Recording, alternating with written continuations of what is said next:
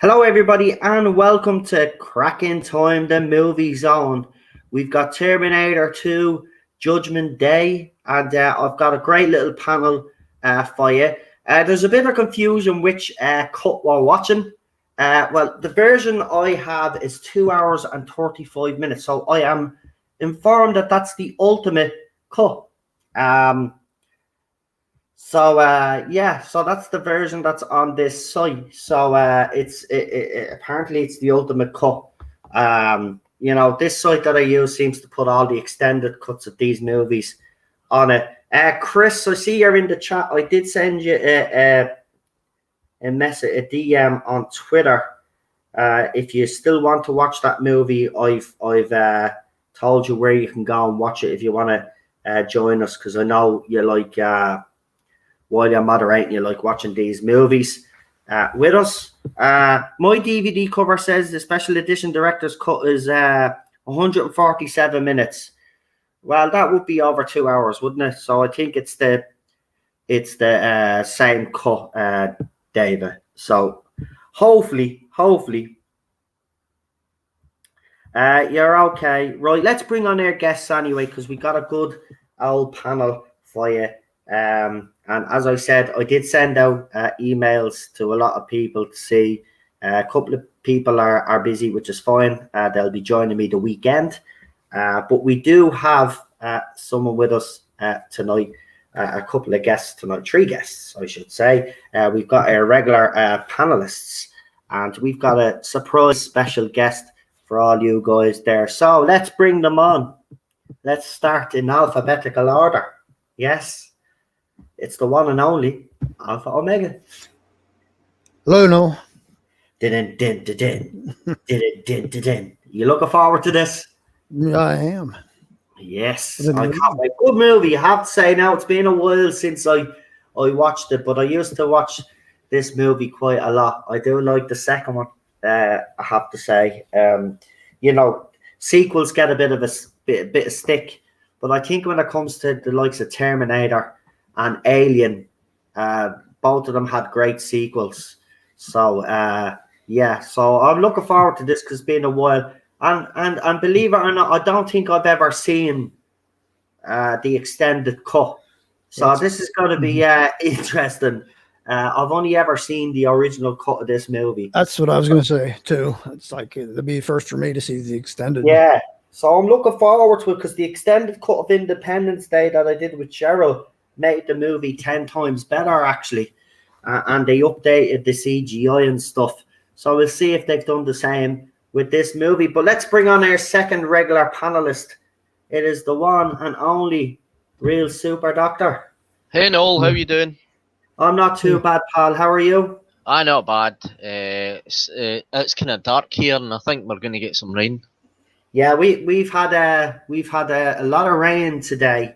Then a bit of sunshine, more rain. Then it's been hot. It's cold. We've had several different strands of weather in one day. It's normally April when you get all of that.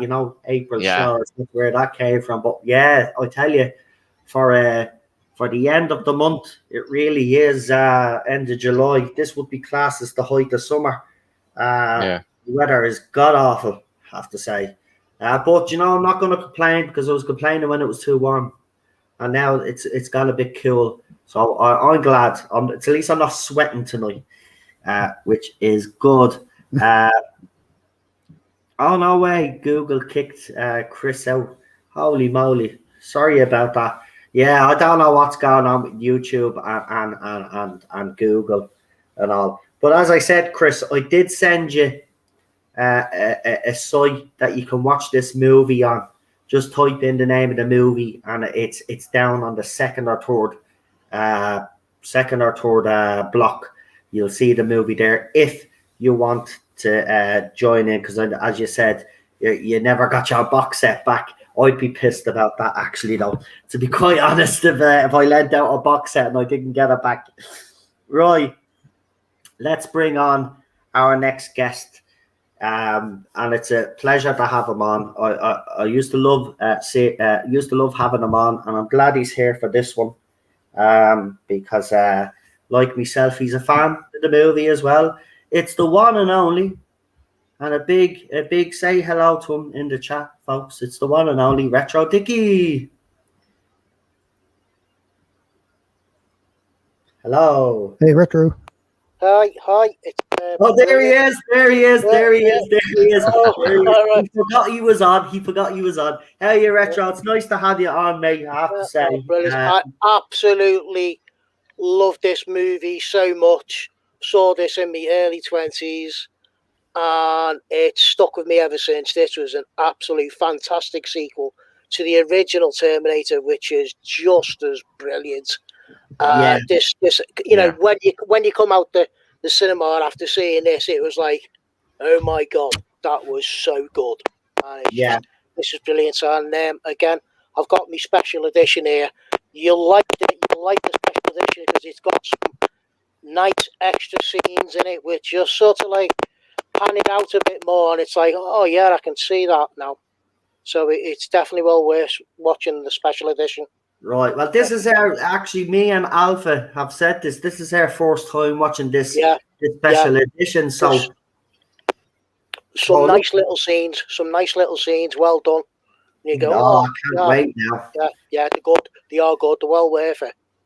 Fantastic. We're just going to wait for Chris just to see if he's got the movie up, and then as soon as Chris is ready to go, we will hit that play button. We'll do a countdown and hit the play button. But Alpha and Real Super Doctor, just to ask you briefly, obviously he has Retro said, went to see this in the cinema. We had Terminator, and then we got this movie, Terminator 2 Judgment Day. They say that they don't do sequels that well, but back then they did kind of do decent sequels. What do you think of this movie, guys? I think it's a great movie. I think it's got great actors in it, and I think it's more expanded on the John Connor thing.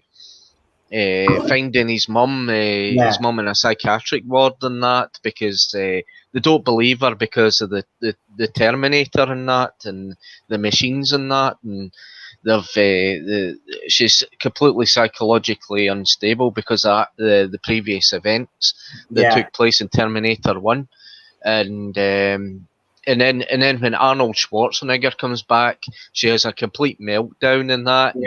She breaks out of the psychiatric unit and that, and it goes on full assault with the other Terminator. It's great acting. It's great scenes.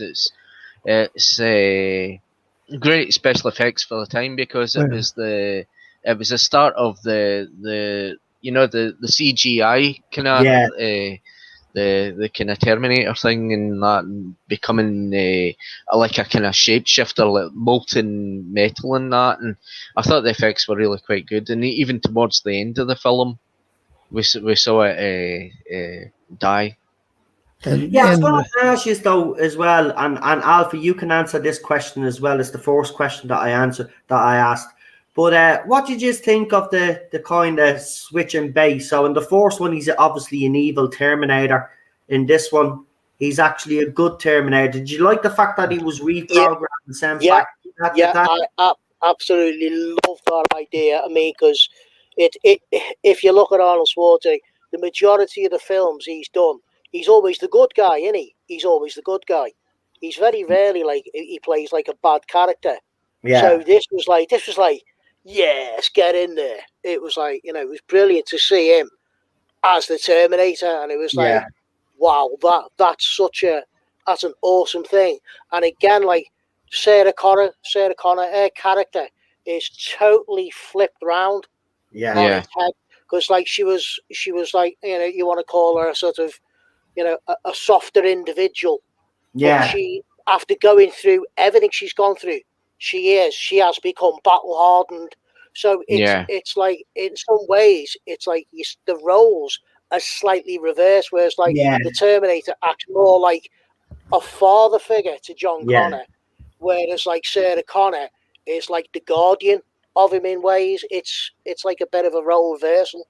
So the whole concept and the play on that is brilliant, as you see like John growing like closer to the Terminator and vice versa through the film, Yeah. because what goes on. Brilliant. Yeah, I like the twist, the changes in the characters too, from the first to the second movie. Yeah. And I know you and I both said we like us some good practical effects, We but do. this was I remember seeing this Oh, being blown away by the Yeah. CG, the special effects in this. I love the. I mean, I don't know. I'm not if I'm going to break any spoilers, but I'm sure everyone's seen it. But I love the bit where he's going into Cyberdyne, and you see him getting actually bullet ridden. He just gets like shot to pieces, and he just like bits of his skin flying off, and bits of stuff going off everywhere. It's just the whole film is just fantastic. I couldn't stress it enough. If anyone has never seen this, you need to watch this film. Seriously, I agree with you. I agree. Terminator 1 has dated a bit.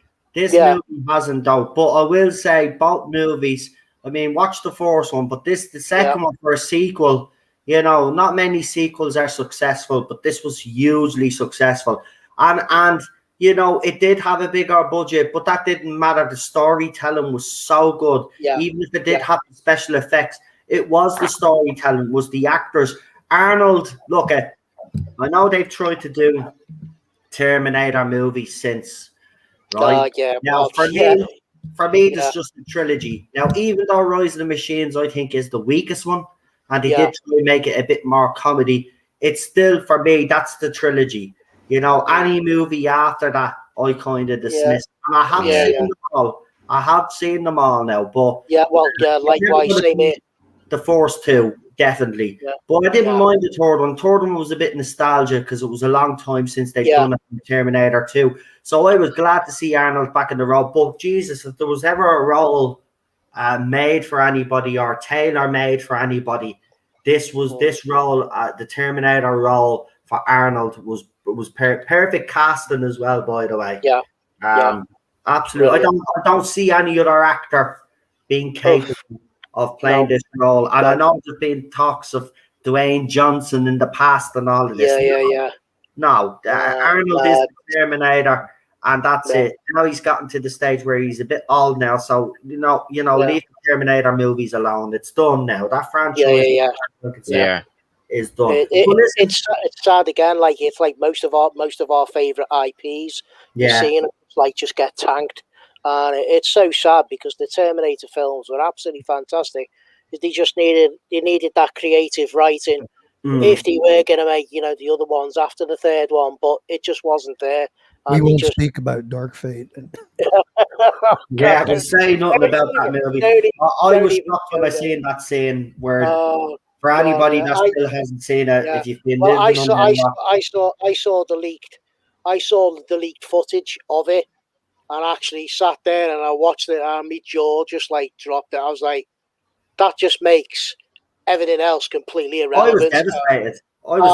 So was I. I was just like, I was devastated because you're right. You are absolutely right there. What you said, it made all the events previous mean absolutely nothing. Yeah, exactly. And it was like, why did you go in for the sake again? I'm sorry, I'm saying it for the sake of diversity. For the sake of diversity, you completely again destroyed one of our favorite IPs just to get your word in there, edgeways, and it's just like, nah, out of order. But T2 can't beat it. Yeah. Well, are we ready to watch this? Yeah. Definitely. Right then. What I'll do is actually seems that because we got Retro on with us tonight, we will let Retro if you want to Retro, that is, if you want to do the countdown from 5 to 1, then say press play. You have that honor. We usually leave that to Queen Charlotte to do it, but if you would like to do the countdown, go ahead and we'll get this show on the road.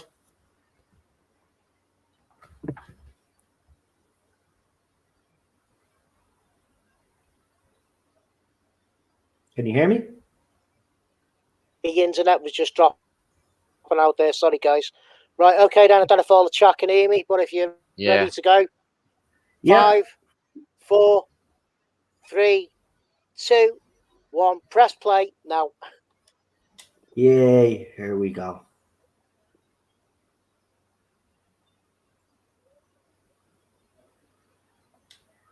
Hold on, this better not be in 3D now. Because it's literally going up on the screen that this is in 3D. Don't do this to me, man. Don't tell me this is in 3D. This better not be in 3D. Don't do this to me. Oh, it's this 3D version in this. Hold on, though. We'll see. That's what it says. Well, the writing doesn't seem to be in 3D, and you think the writing would be in 3D.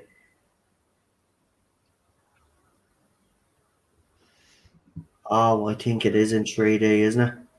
That looks a bit. I don't know. Oh, maybe not. No, it's actually grand. Holy shit, that is some copy, isn't it?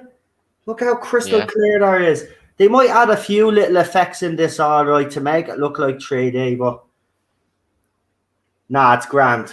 It's grand. It's not 3D. There you go. We're good. See, I love this. See, I know they tried to do with Salvation. They tried to show us a bit of this. But you see, the thing about it is, it's like you didn't need to go back. You'd given us enough. You know? But look at this. Right, this is an extended scene anyway already. Oh, there she is.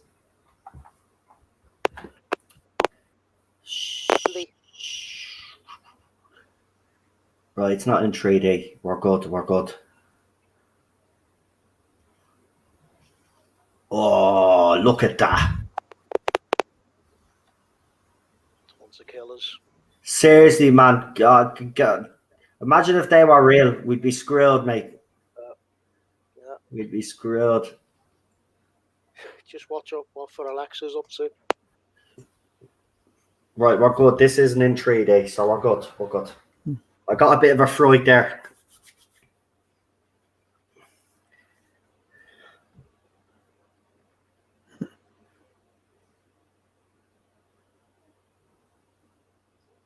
In fairness, Elon Musk, was talking about AI and all and how dangerous it could potentially be. I think he's right. This would be the result. It'd be man versus machine. And to be quite honest, we wouldn't win.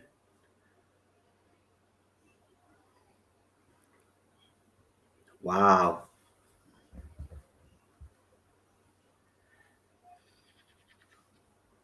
So, can everybody hear us, yeah?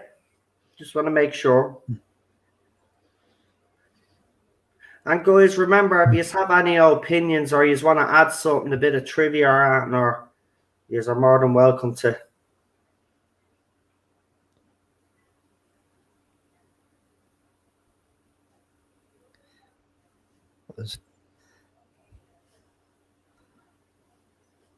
John Connor, my son. Well, in the last one, it wasn't about your son.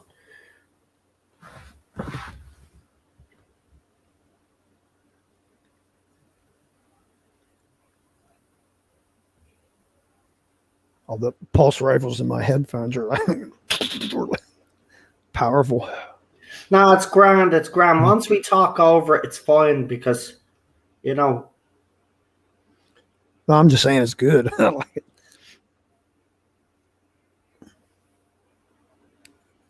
I just love this music. Did it.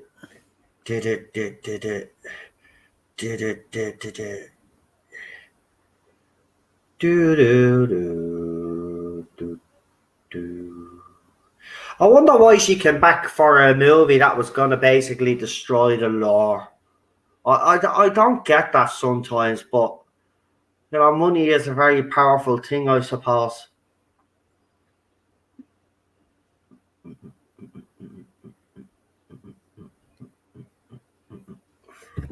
I imagine it's the payday. That's what I'm saying,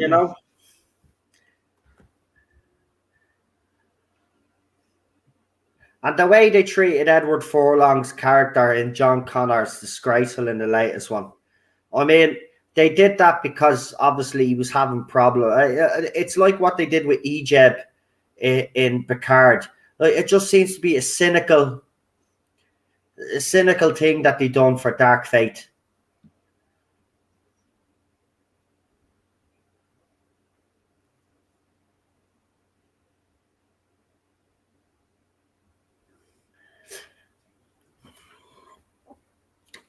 But let's be honest. If we're really being honest with ourselves, it should have ended at Terminator 2. There should have been no more sequels after that.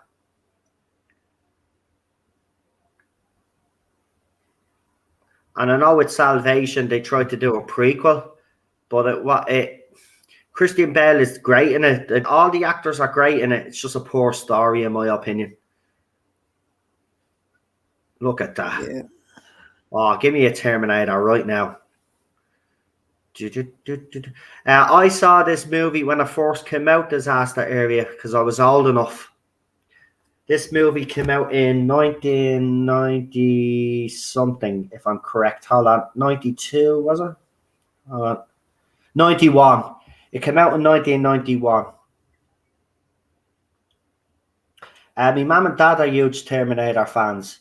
So we watched the likes of these, Terminator 1, Terminator 2, Aliens. All these movies that I've watched growing up is because of my parents, believe it or not. They're mad into sci-fi. I'd nearly say that they're geeks.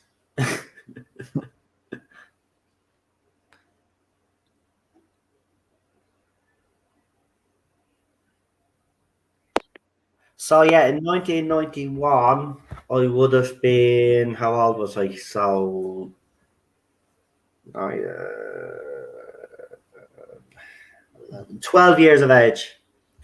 I was when I saw this movie.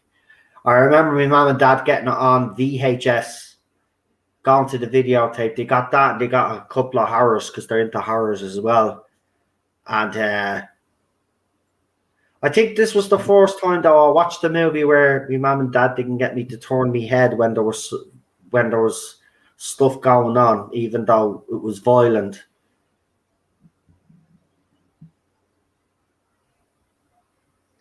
I think I saw it in Sky Movies Plus or Sky. You probably did, yeah.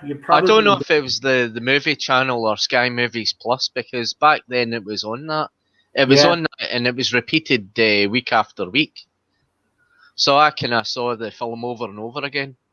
Now I like this scene here when he's coming into the bar. Yeah. And he wants his clothes, he wants his motorcycle and everything. And you know, it's just absolutely brilliant, this scene.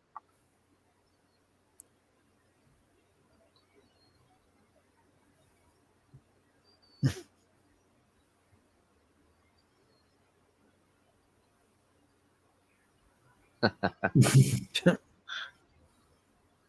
love the way they're just all laughing.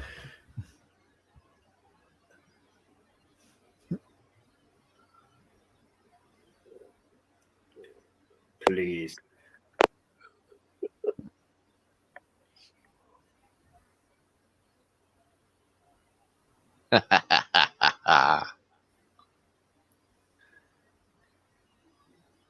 I have to say, they've cleaned this up. Yeah. Haven't they? Like, it would look like a movie you are watching today. This looks like a Blu-ray almost to me. Yeah, it's probably the Blu-ray there, because I know what they did. They re-released a Blu-ray 3D version of it anyway a few years later, because it wasn't available at the time. They did it a few years later. They created the 3D effect on it, didn't they? So you probably so then that's what it is then. Yes, yeah, because they actually brought out the 3D version. Oh, I don't know. I'd say it's got to be at least probably about 5 years or more plus back now. Remember seeing it, because I've still got my old PlayStation 3, which I can watch 3D stuff on, but I have to use a 3D monitor. And you have to wear the specs, don't you? Like the I love this scene. Oh, yeah. I just love it. And the costume, everything about it's just perfect, man. Yeah. I love this. Because the bloke comes out now, doesn't he? Yeah. Take it. You can't take someone's bike, isn't it? Oh, yeah.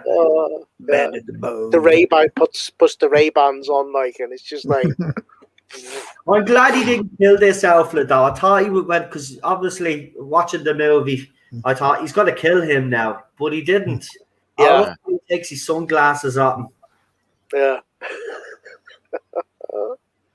And the bloke that plays the T-1000 was it Patrick? Oh, what was saying? I think his part was absolutely spot on. They got him perfect. Oh, T-1000. Robert Patrick, yeah. Robert Patrick, yeah. He played that part so well. Absolutely brilliant. You can actually believe him being that character. It's just so well done. I hope there actually is more scenes with his Terminator in this, because I do like the this generation of Terminator actually. Yeah. But again, the reference to the first movie here, because if I remember correctly, didn't Kyle Reese materialize at the edge of town? It's the same thing happening now with this. But I love this Terminator. Yeah. If they were going to do a third one, well, they did do the third one. But when they did the third one, I would have loved him to come back for the third one. Yeah. I think there could have been another story there, but they obviously went with Rise of the Machines and killed off Sarah Connor. I mean, because they did like the theme park one, didn't they? Like the T2 theme park one. Yeah. Where they actually filmed all those scenes, didn't they? Edward Furlong and Arnold Schwarzenegger, where they actually jumped into the future, didn't they? Yeah. So I've never ever seen that, and that's something I'd love to see. I'd actually like to see the theme park version of that and what was involved with it. But I believe it is available somewhere. You can get it, but it's something I've never seen. But I'd like to see the theme park movie, because it looks. Well, I've seen like little clips of it. It looks really good.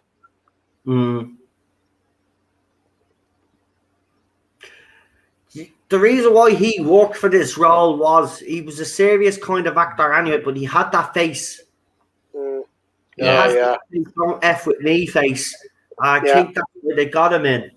Brilliant. Is it the T-1000 model? Yeah, the T-1000. Yeah. See, I haven't seen this film for maybe 20 years, but it's like it's in my brain. This film. Yeah.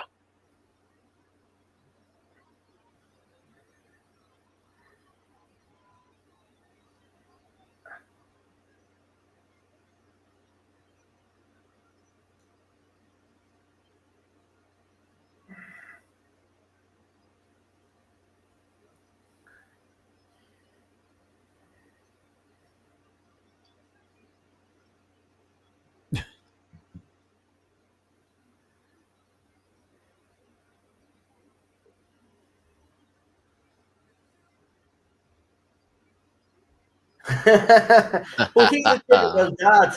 He's a typical dad, and the mother is a typical mother.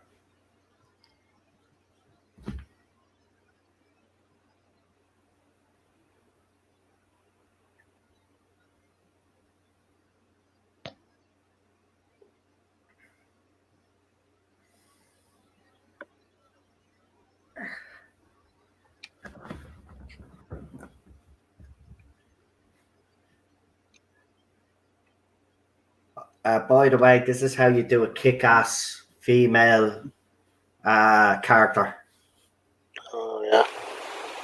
I mean, Linda Hamilton in this one. I mean, I remember watching the first one, and I seen this one. And like you were all saying, like the change in that character is just it's a complete 180, isn't it? And you can understand it. Yeah. After what she's gone through. You're just like, whoa.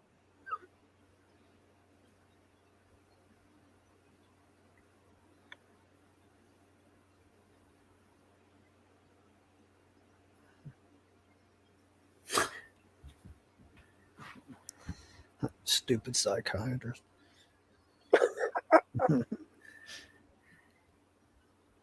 Well, yeah. Yeah, his name's Kyle Reese. Get it right, doctor. I do love the scenes with the doctor though when the Yeah. team comes in Yeah. and he sees him melting through there, and then he finally cops. Oh, she was telling the truth all along, sort of Yeah, and he just has a breakdown.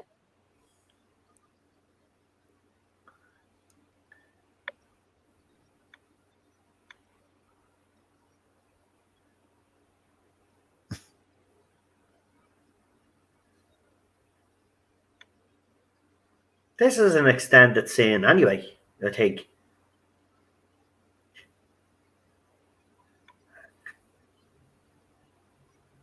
I remember the video scene of her,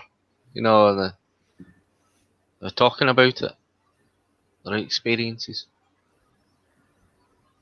All right, so we didn't see them go into our room in the other cut.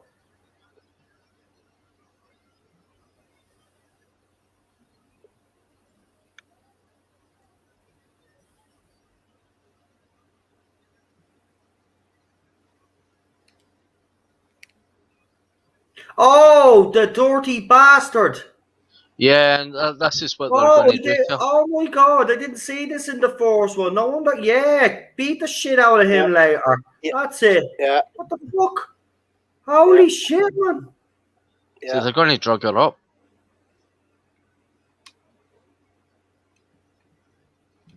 Oh, but I wasn't expecting that, man. What the hell? They get. No, I haven't seen that, but I've seen her being strapped down into the bed Yeah, and same here, injected. Holy that's shit, what man. Yeah, that's what I'm saying. Like, the extended cut is so much that there's like subtle little pieces that make it so much, opens the whole thing up a lot more. Well, in fairness, I wasn't expecting that. Yeah. It's pretty graphic. Yeah, it's quite a gruesome scene. Yeah. And you can, again, that's why then you'd understand later on why she kicks 7 bells of shit out of them. You get why.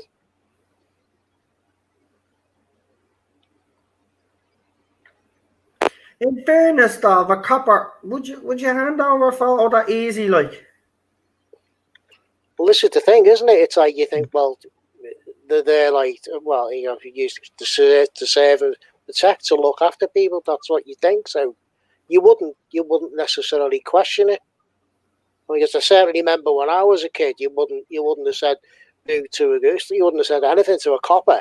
The copper would have told you something. You would have gone, yeah. You wouldn't have said a word to them. Yeah. Disaster Area makes a good point. Yeah, well, James Cameron obviously directed this, and he directed Aliens. So what normally happens is they normally do get people that they're used to working with. So yeah, Vasquez, that is a good point to make there. But I wasn't expecting that, man. Jesus. I will say one thing about this movie. It is a great sequel and all, but the one thing that I always felt was lacking from it was the violence.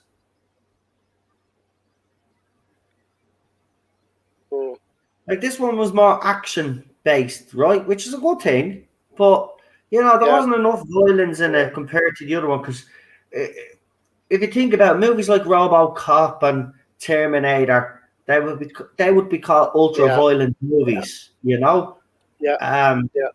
Even with RoboCop 2, they kind of toned it down. And they did do the same with Terminator 2. They definitely toned it down. But that's why I'm looking forward to this extended cut, because I was not expecting her to get punched like that, the way she did. That surprised me, man. There's not blood and guts in this, but there are some scenes where Robert Patrick is like scaring people through the head with his, extended. What the fuck? No way. What? Yeah. Oh my God. I'm sorry, folks. I haven't seen this, so you're getting that's what I'm saying. Yeah, that's why I said to you, this is brilliant. Oh my God. Did they actually get him back for this retro, or did they actually get him back for it and then they cut him out? Is that what you're telling me? Yeah, They got him he back did for this? actually. They must have Yeah, done. he did. Yeah, he did. Yes, he did. He actually came back and did these scenes, and then it just got cut out like. Because again, this explains a lot more as well. See, this must be a part of her hallucination. Yeah. Oh my God! Now it makes sense. That's why she said what she said. Yeah. What the hell, James Cameron? Jesus, I know that's the studio for you, right? He says, "I have a 2 hour and 45-minute movie." Nah, you have to get her down to 2 hours. Yeah. It's the same with Titanic. I mean, the cut scenes in Titanic all fitted together for the whole movie, and when they cut the scenes out of it, I mean, well, that movie was already that. 2.5 hours long, but I think James Cameron said that the movie in reality should have been 3.5 hours long. Yeah. I hate the way they do that, man. Yeah. Oh my God! What the fuck? I believe this whole facility was an actual real building as well.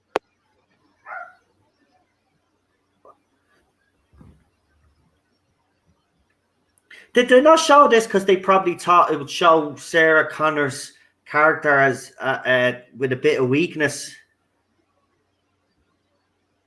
I don't know. Oh my God! Out to the playground as usual. Is there going to be an explosion?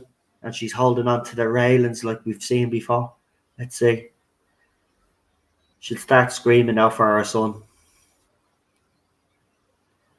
I love this movie, and especially the threat of nuclear war against humans. Seriously, it's fascinating. Oh, she had a daughter? Did she? Hold on. No, I'm looking at that scene now. Okay.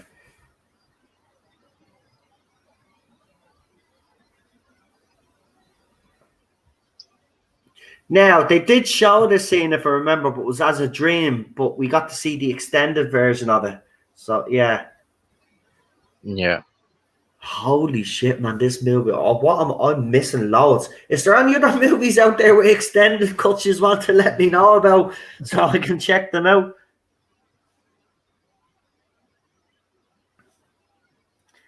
Actually, now that retro is here as well, we can pick next week's movies after this, so everybody on the panel gets a choice of a movie to put out in the poll. So we'll have over 2 hours to think about it. So if there's any movie in particular,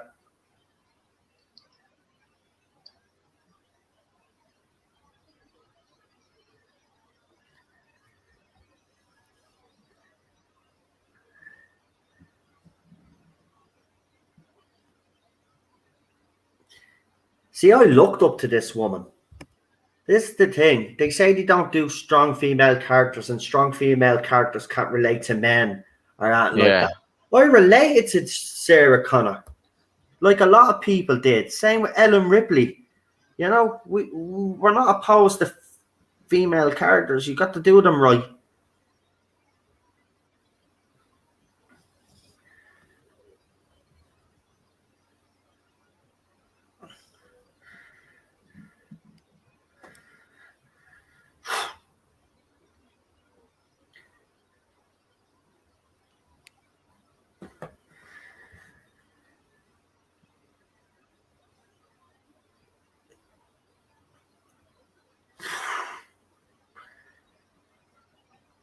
I still think that it must have been at this point that Linda Hamilton was married to James Cameron anyway. Yeah. She plays this role so well, though. Yeah.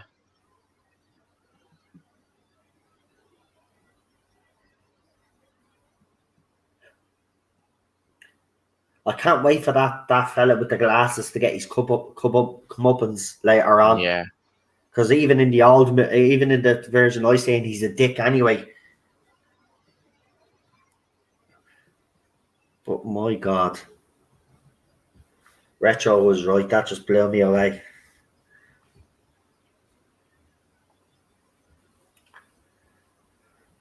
They wanted to lower the age rate. No, I know. I can understand that.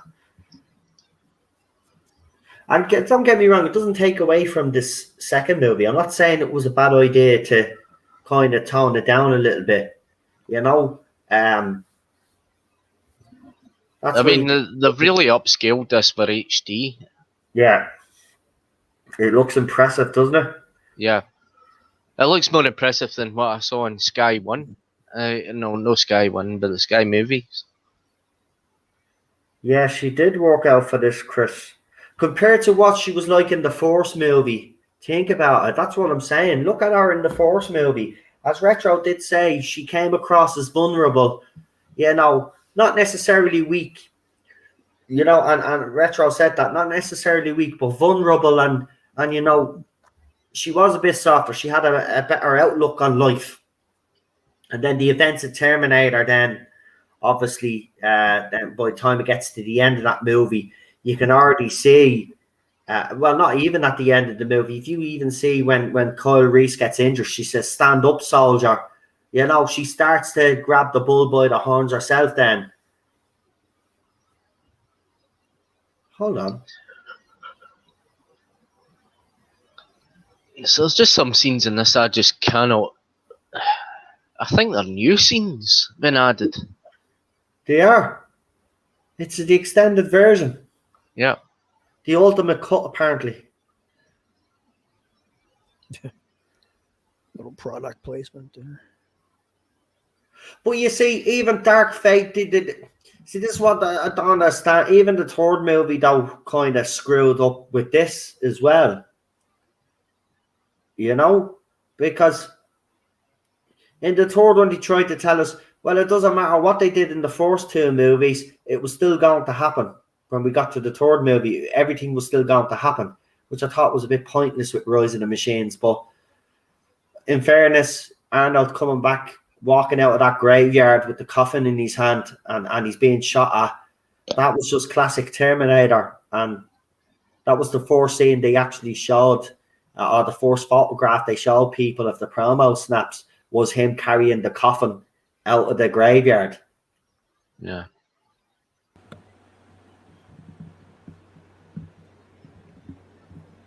Oh, he's a dick, though, isn't he, the Doctor? It's a chip. Yeah.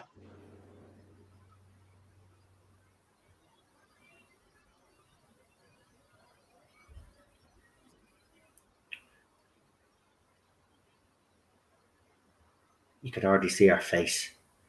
Yeah. She's all playing nicey nice until he refuses her. He knows that she's telling the truth, but I think he's wanting to suppress the truth for some reason.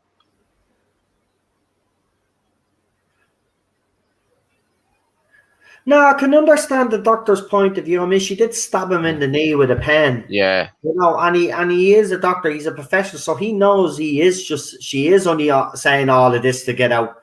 But Yeah. you think he would have let her make a call? Like, then she wouldn't have reacted like this, you know?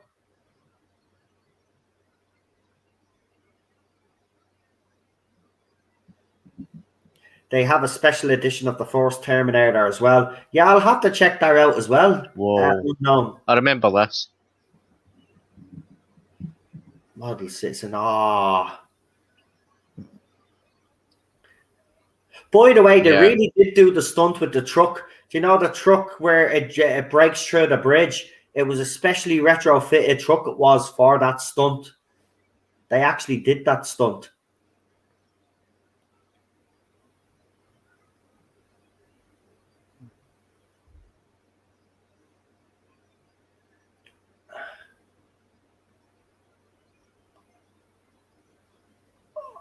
I love it.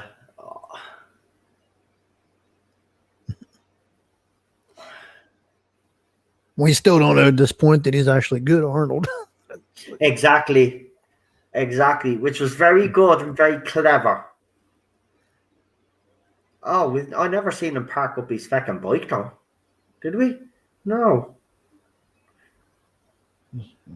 That red-headed kid reminds me of someone, and it's annoying me now. So I have to go in and check who he is because we've seen him in something else only recently when we did a movie. I think he was in. So Terminator 2 Judgment Day. Right, the cast. Here we go. I think I've seen him in The Lost Boys or something like that. Or I can't remember.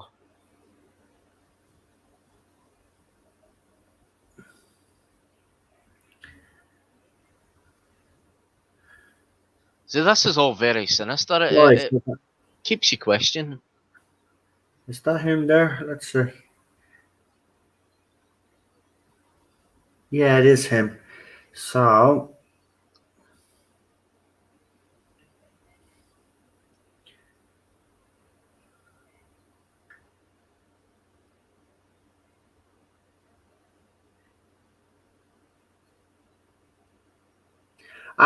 he was in Super Ted, the Further Adventures of Super Ted, and he was in Mac and Me. I knew him from somewhere. Yeah.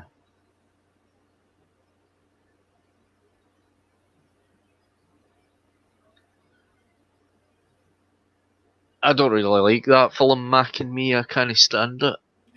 It's as I call it, it's a cheap version of ET, but I have a Yeah. soft spot for it. Oh. But I get where you're coming from. He also starred in an episode of MacGyver, it looks like.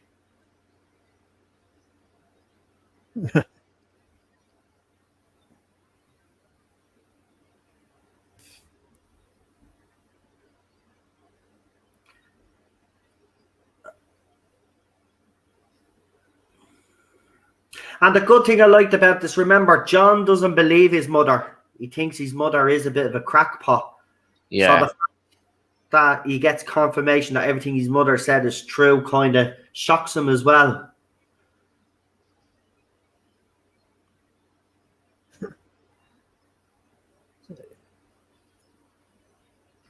Oh, that poor fucker.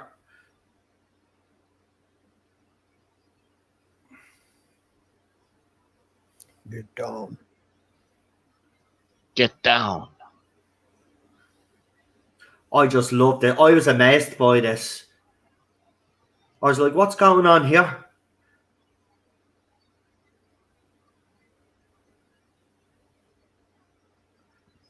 He also must have did one of the voices. He was Deacon Logan in the Bill and Ted's Excellent Adventures, the animated series as well. He was in the Further Adventures of Super Ted.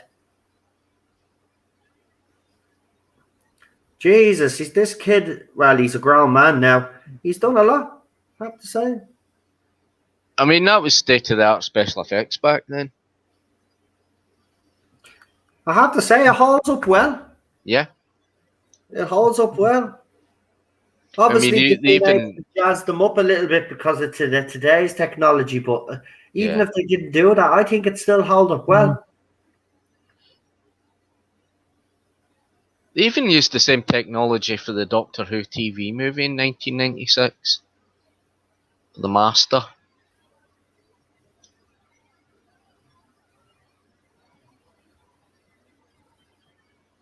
Right, John. Hurry up. Hurry up, John. Come on. Get engines flooded. Give it a second. In fairness, though, you know, even though I kind of knew Dark Fate would probably be shit, I was hoping that the original, that he'd come back for it. Obviously, they did CGI him. They didn't even tell him, though. That was the thing. They didn't even tell him that they were killing him off.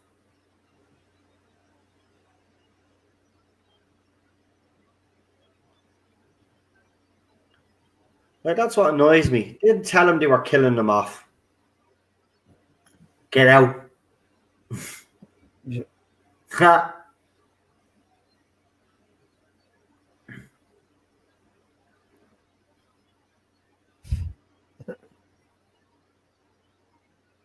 I have to say, American kids, they're big into their motorbikes, aren't they? The little scramblers and all. Yeah. It's not such a big deal over here or in England, but I do remember the time when mopeds first came out and every Irish kid fucking had one. I say it was the same in England. I used to have one on a motorcycle.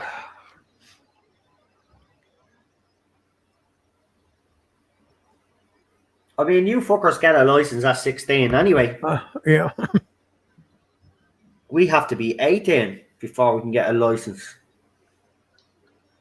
And it's amazing because this film is Arnold doing his own stunts as well. Yeah. Now, here's the scene I was telling you about. This stunt actually happened because they retrofitted this truck.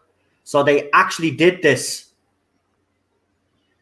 Do you know this scene here was actually appeared in the film Earthquake, the 1974 film Earthquake? What, this whole this location? Yeah, because when the boy had fell and fell down, and it was actually it was supposed to flood with water or something like that, and they rescued the boy that fell off his I think it was a chopper bike. Yeah, I think they're overflows in America. I think that's what they use when it's raining heavily. To use these overflows. We don't have shit like that in Ireland or Europe. It just seems to be an American thing. This does. It's to guide the water out. I think they also used it for the movie Volcano. Yeah, with Tommy Lee Jones. Yeah.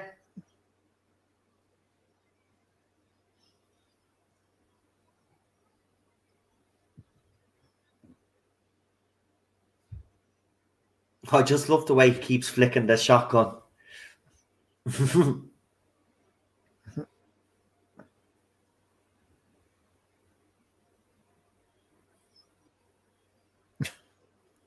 I don't care what anybody says. This is one of the greatest sequels ever made. Yeah. It's a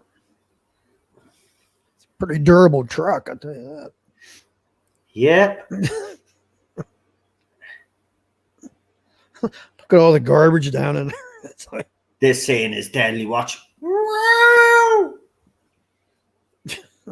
Bang! In fairness, the tires will bust right open. we should have been done after that drop off of the. Well, yeah. In fairness, yeah. But still, love it. Yeah. Well, I love the way they're using the Terminator music now. It starts kicking in now. Watch. Grab him. There you go. Sorry, John, but there goes your bike. Yeah.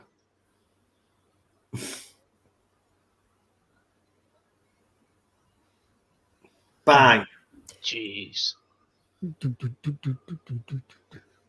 Explosion.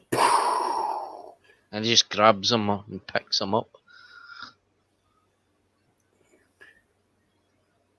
Now, when I seen him come out of this, I said, oh, holy shit, they're not going to... This Terminator is not going to be beaten. How is he going to beat this Terminator? Yeah.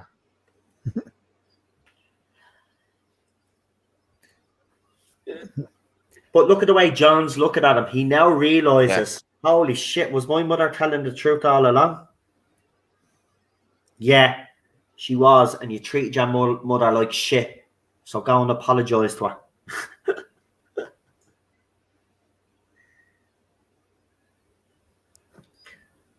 But what did you think of the Terminator being a father figure to John Connor and the fact that the Terminator was willing to sacrifice himself? Yeah, I think it was because he was programmed in the future, you know, that they go out there and protect John Connor. And that's how he became this kind of, as a part of the programming.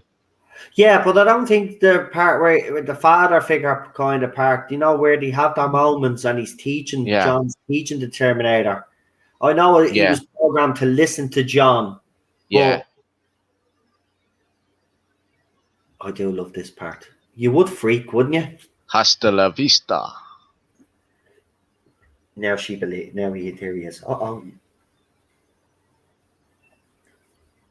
Well.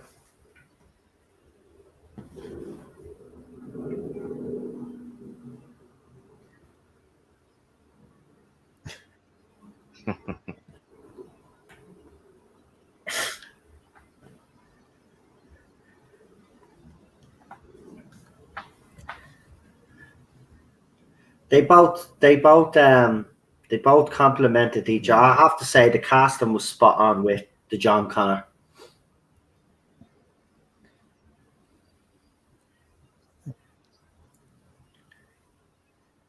Too bad this is basically the last popular thing that Eddie did. Yeah, his career kind of went. I know, that's what I mean. I think he was treated like shit, man. To be quite honest with you, the industry fucking spit him out. They do that with a lot of the young lads and the young, young actors that are great actors. Like, he is a great actor, you can tell. Oh, I didn't see this scene before. Okay. Right, he does steal the motorbike, I know that, but he didn't see the fire. Oh no, he doesn't steal the motor. It's the car he's stealing. Okay. Oh, Ted is off.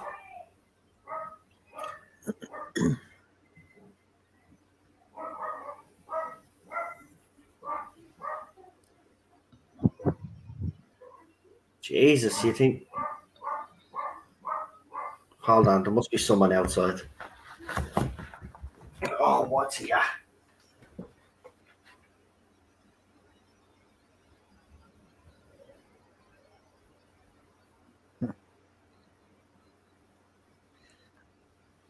I don't know what that was all about. Oh.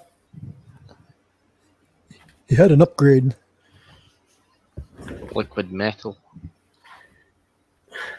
Yeah, and then for the Terminator, Gen Z or Genesis, wherever you want to fucking call it, he made him a liquid Terminator then in the end. Which I kind of didn't mind, but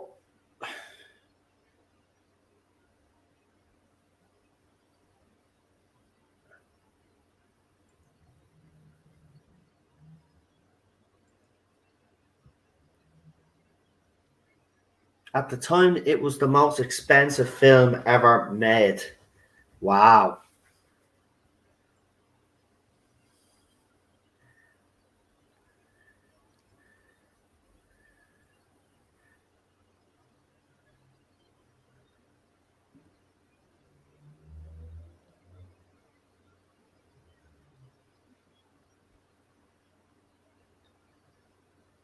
Oh. I think, see, some of the cast in this were actually in Titanic, James Cameron's Titanic. Because I think that he kind of reuses some of his cast for other films. She looks familiar. I might be wrong.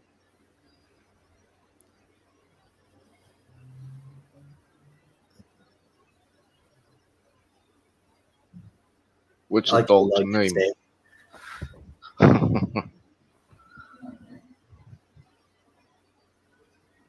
Like, in fairness, he didn't deserve to die. I know he was a bit of a prick, but there's your violence you wanted.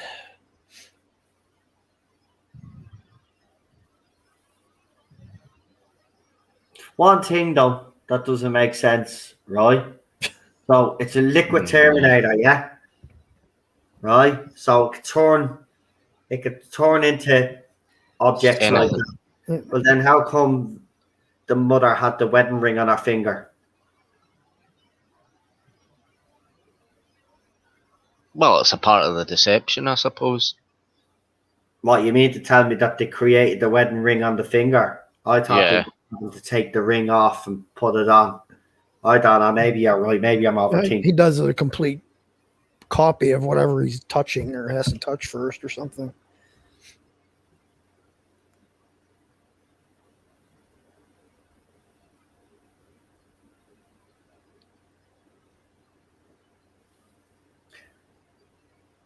So Unknown has sent me a link to the differences between the two movies. Arnie's explaining it now. Oh.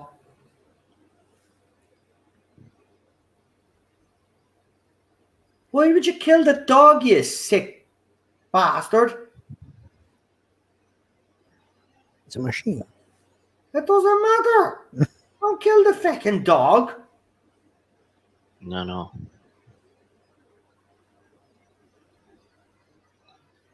Well, this is an extended scene anyway. I don't think that was necessary, but Well, now he knows that they know that he wasn't the mother. He verified the name. Yeah, we're definitely watching the 2017 version. It looks like, because I could see the difference. You're right. We are definitely watching the 2017 version.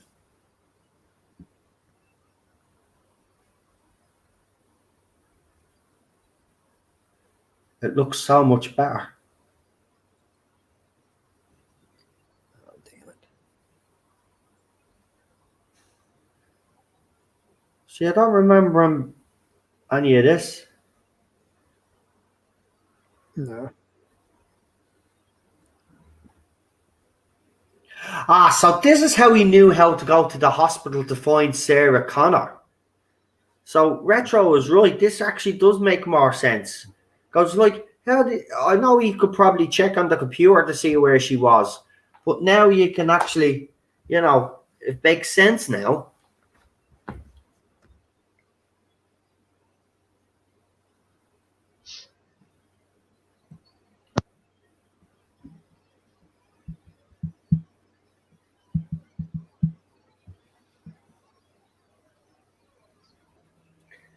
The dog being killed? I don't remember the dog being killed in the original release now.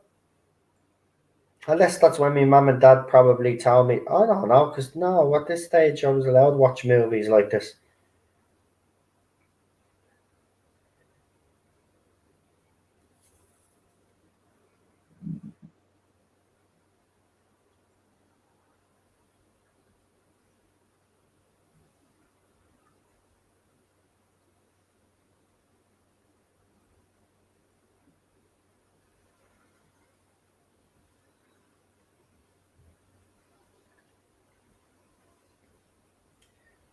I don't know if they did. I must have blocked it out. But Jesus Christ, I don't. Is this scene new? No, where he was talking to the cop saying that she's no, that wasn't a new scene. No.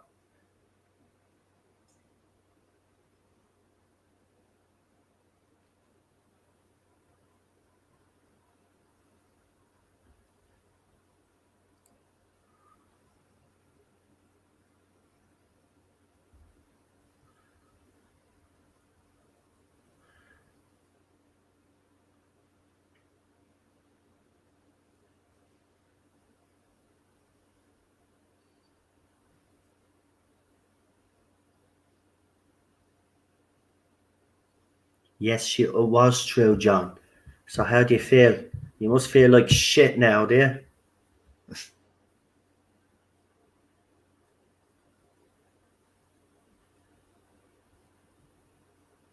Yeah, go ahead, Retro. You're okay.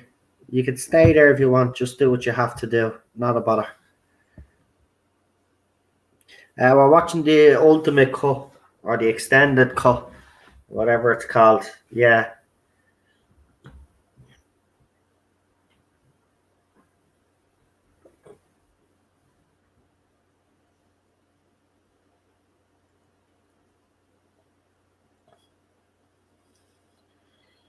I love it. This does not help our mission.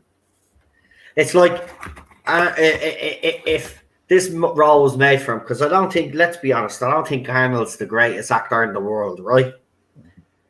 But this movie suited his talents down to the ground, because there's not much acting in this.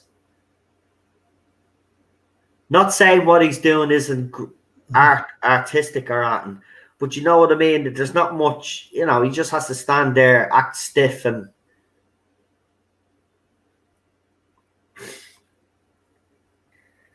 now I thought John was a dick here.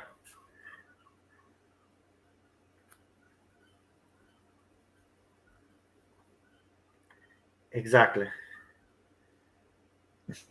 Dipshit. But you like that. See, I know this movie. See, I know some of these scenes off by heart. Like,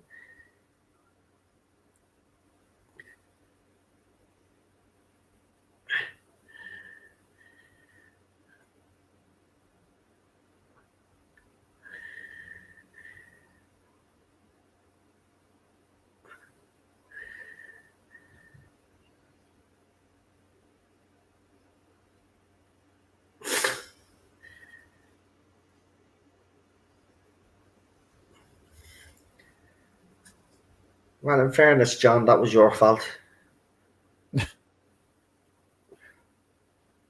I just love that response, though. Of course, I'm a Terminator.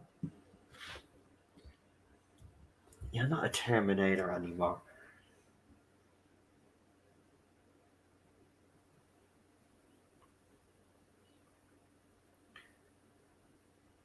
No, that's not good enough. If I was a Terminator, I'd want to know, why am I not allowed to kill people? Tell me why. Killing is in my programming.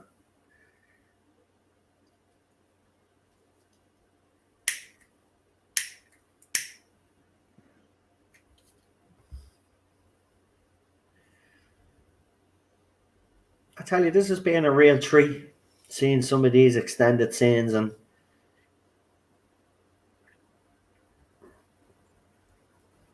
from now on, that's what I might start doing. Instead of watching the original theatrical release, I'm gonna start looking for all of these extended cuts to all these fucking movie franchises that I love. I wouldn't even be surprised if there's an extended version of E.T.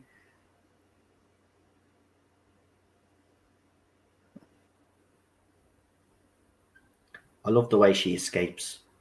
And he's a dirty pig. He licks her face here, doesn't he?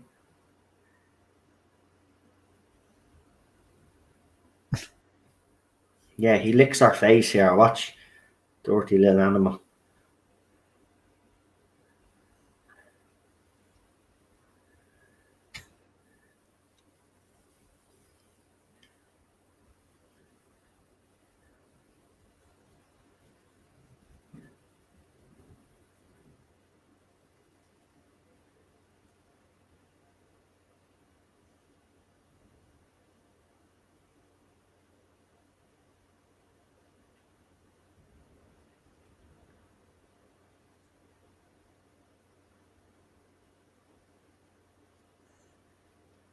Yeah, she does crack him across the face. That's what I'm saying. The fecker gets his comeuppance.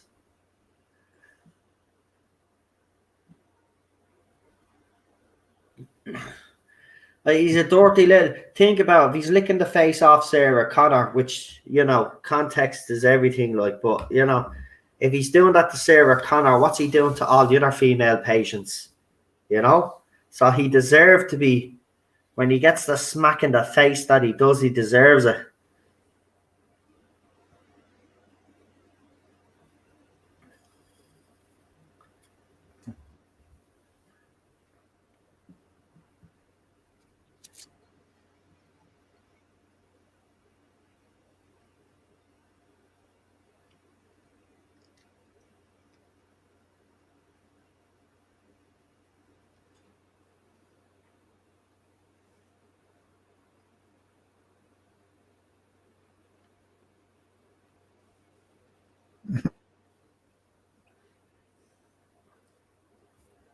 Seriously.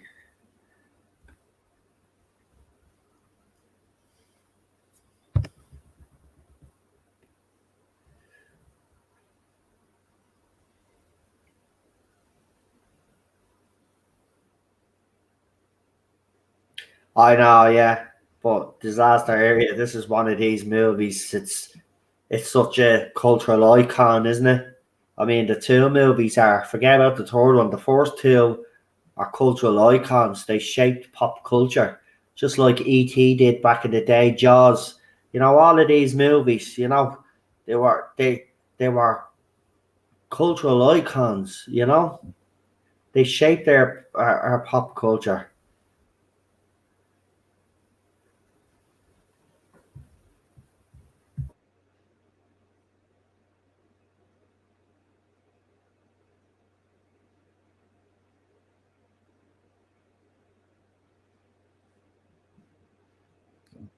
Friggin' floor.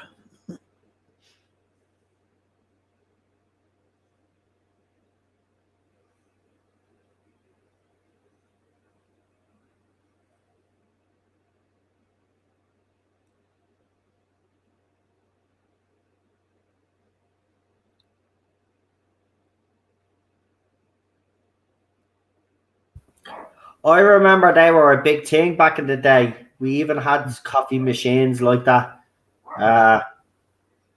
around, and they used to do those playing card things. Like, see, this is what I wanted to see more of.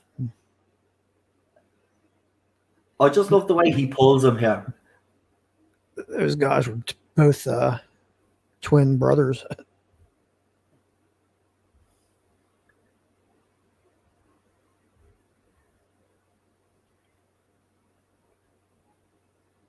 Yeah, we'll say no more about Dark Fate. Yeah, but I agree with you, Lee. It was fucking awful, mate. There's only 2 Terminator. Well, as I said, the trilogy. I don't mind Rise of the Machines, even though it kind of does contradict the first 2. But I did like it. It had a nostalgia feel to it. But I mean, the two movies. It's Terminator 1 and 2. After that, then it's up to yourself whether you dismiss the movies or not. Some fans do.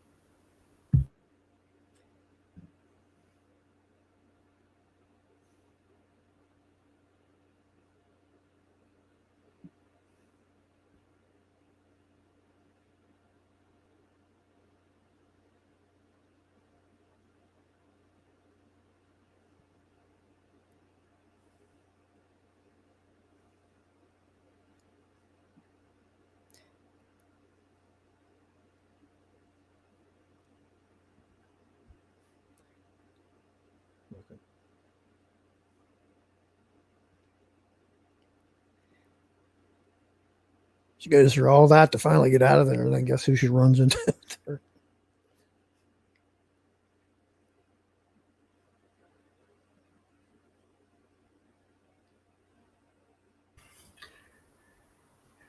Yeah, sorry, I went silent there a second ago. My team is actually playing right now, and I'm doing this while my team is playing. Just at the same, probably one of the best goals scored by my team I've ever seen in my life, a volley. Holy shit. Oh, she really does a number on this cunt too. That's it. Get that poison in him.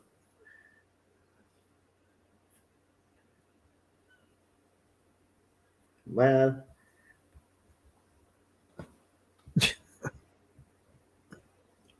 she had a point. You still have 214 bounds left if you want to keep the rest of them.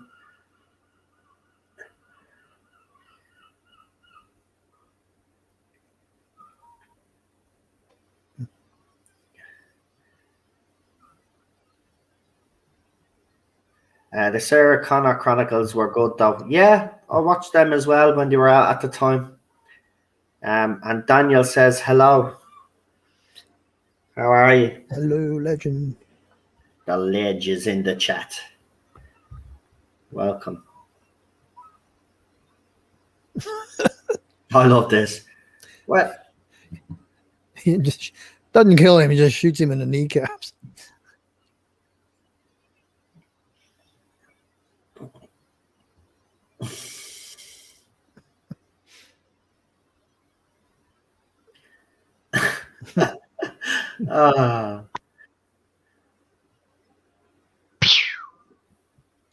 He'll live. I do love that though, because John tells him not to kill anybody. He just goes around kneecapping people now. Just maim him a little bit.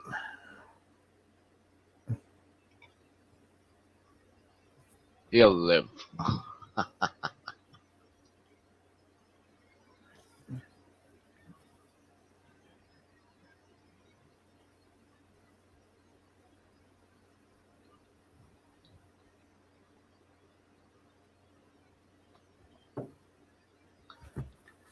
In fairness, like,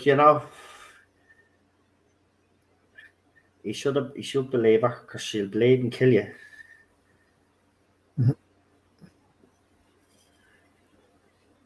We got 10 people watching right now. Thank you for watching. If you wouldn't mind, if you haven't already, Hit the like button. hit that like button, yeah. That'll be brilliant. Sure, they have the needle end in his neck already.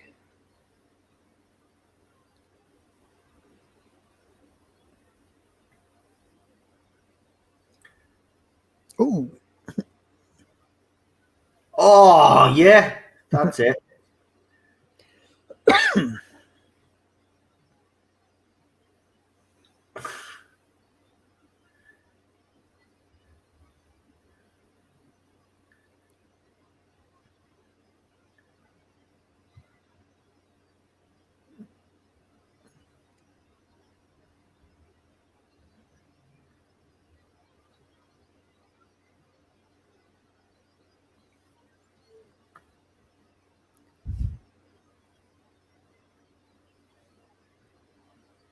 There you go.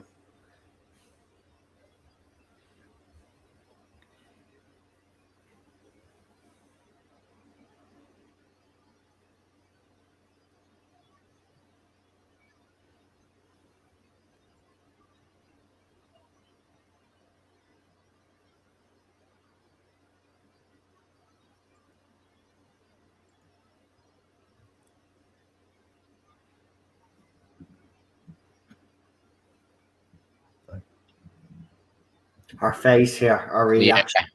When she actually sees him and it goes into kind of slow motion.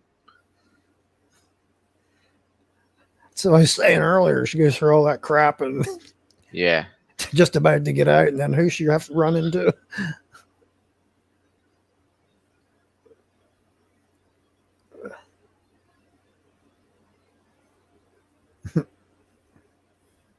We did.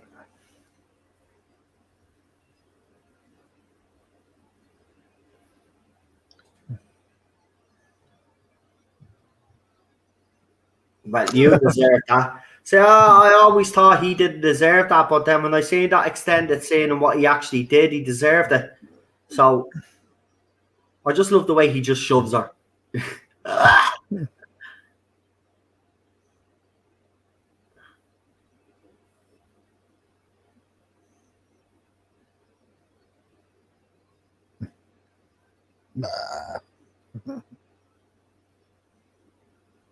Come with me if you want to live. Stepping in the Kyle part. The fact that she took his hand though as well, we shouldn't take that lightly. Remember, she's also believed that the Terminator is there just to kill her. So the fact that she put her hand out. Yeah, see, I love when the doctor realizes he's screwed up big time. Yeah. She was telling the truth. I didn't like the way they turned him in part 3 into a bit of a pussy, though. I have to be honest. Yeah. But you could understand it because, like, you know, he was a bit of a dick.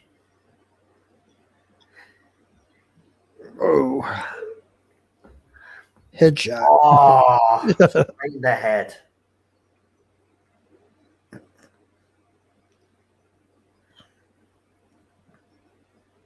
No, seriously. You haven't got a clue what the fuck is going on.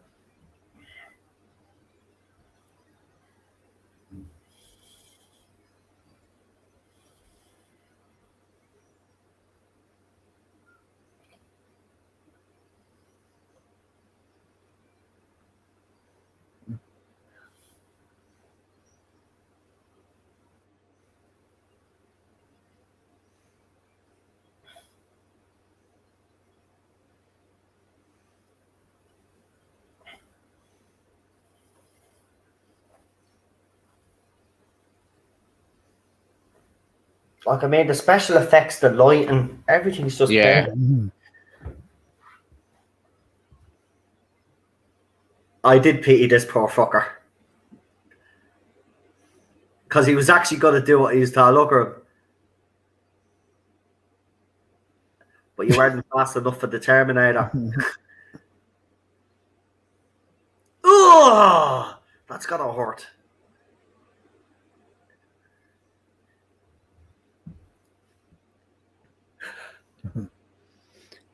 Looks like an Emmy award or something.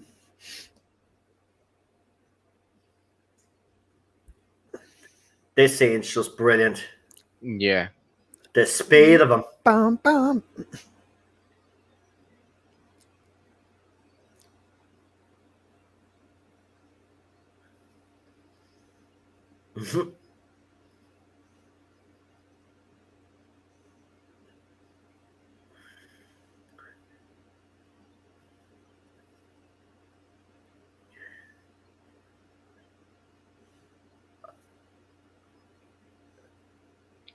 Like, shoot him in the fucking head.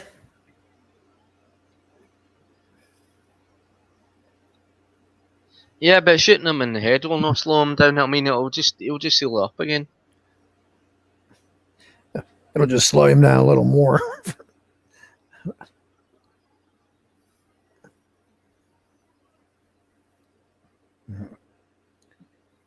Okay, clink.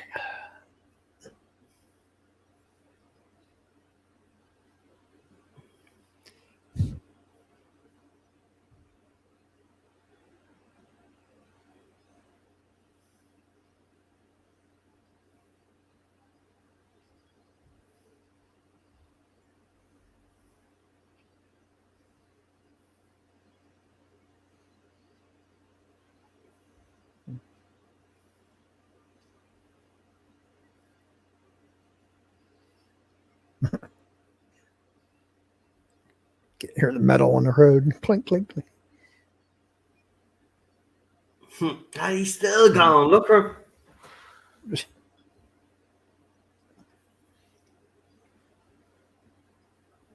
him. Daniel says there's only 2 Terminator movies for me. Yeah. Yeah, as I said, I do agree to a certain extent that there are, but I have a soft spot for the third one, even though the third one does kind of make these 2 movies kind of pointless.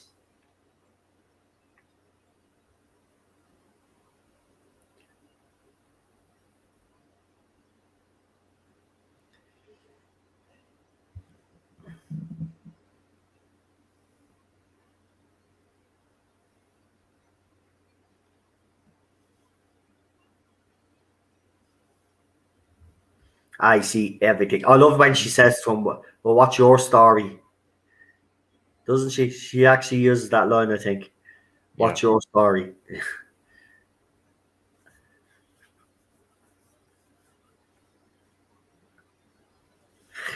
She's just making sure you're the leader of the resistance.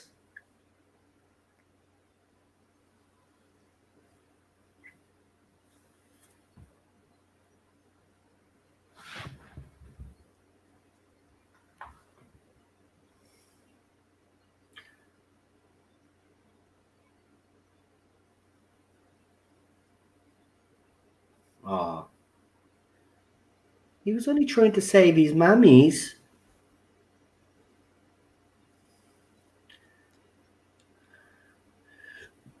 Well, in fairness, she has a point.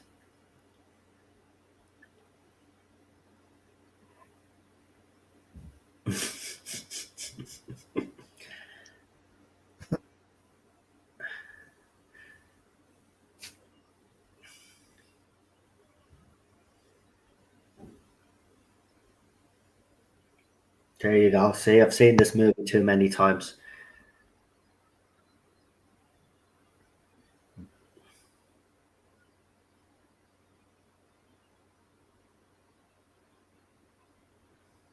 Nice bike.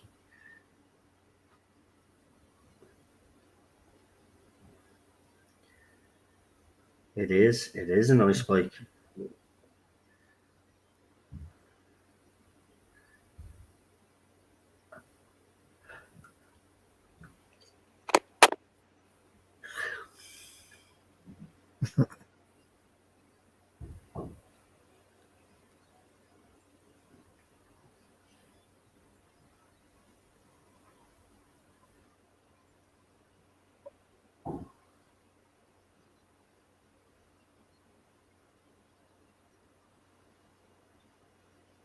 Well, of course, because if you're going to be an efficient killing machine.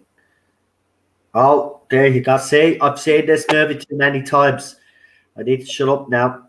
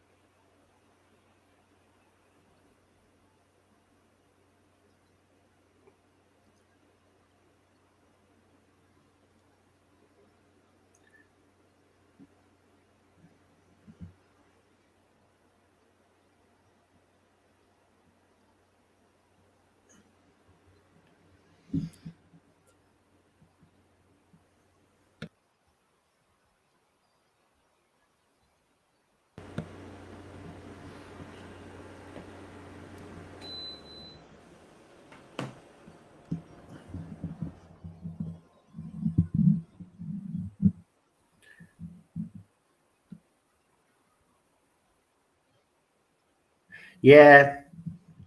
Yeah, sometimes, when they get too much of a successful franchise, they do overkill it. Let's be honest. I mean, a perfect example of that for me would be the Fast and the Furious. I mean, the first movie was great, and it was. But like, how many is there now? 7 or 8 of them, man. Like 7. 9. Like, leave it out, man. 9. Oh, 9 of them. There you go, 9 of them. Welcome back, Retro. Sorry, I just had to dip No, out. you're grand, man. You had to do what you had to do. But I didn't. Is this another extended scene? It must be. Oh, it is. Yeah. There's like the bit where you see him actually removing the chip from his head is extended more. That bit scene is actually played out a bit longer. It carries on. It's extended a lot more. More details in that scene as well.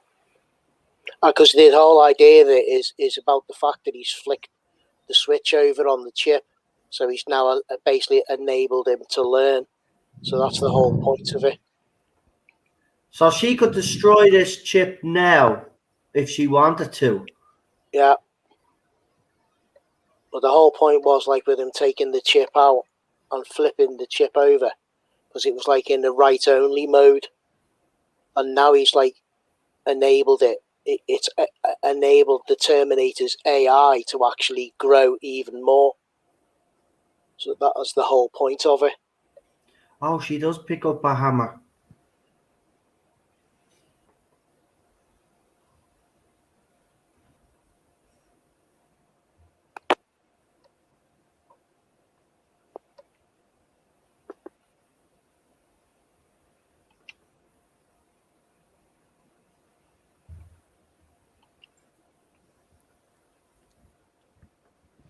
Wow.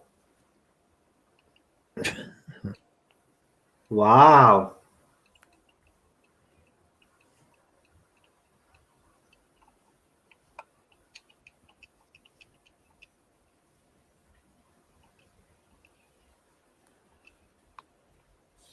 Wow.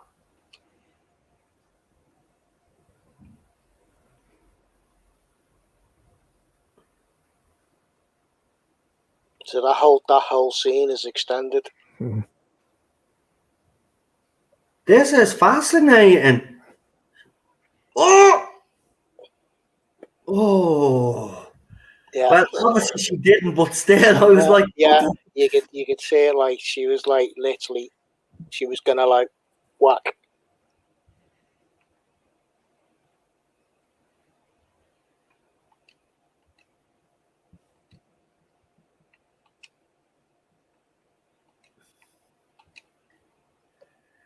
yeah, he shouldn't be able to do. Yeah, Arnold shouldn't be dragged out anymore and to make any more of these movies. He done his time. Look, I don't blame him for coming back for the other movies that he did. And Genesis was a good idea, right? In the making, it was purely executed, and also. I'm sorry, what's her name? Your one that played Khaleesi. She might have been good in Game of Thrones, but she wasn't. She doesn't have the screen presence to play Sarah Connor. Amelia Clark. Yeah, Emilia Clarke. She didn't have the screen presence, and even the guy that they got to play Kyle Reese wasn't good enough either.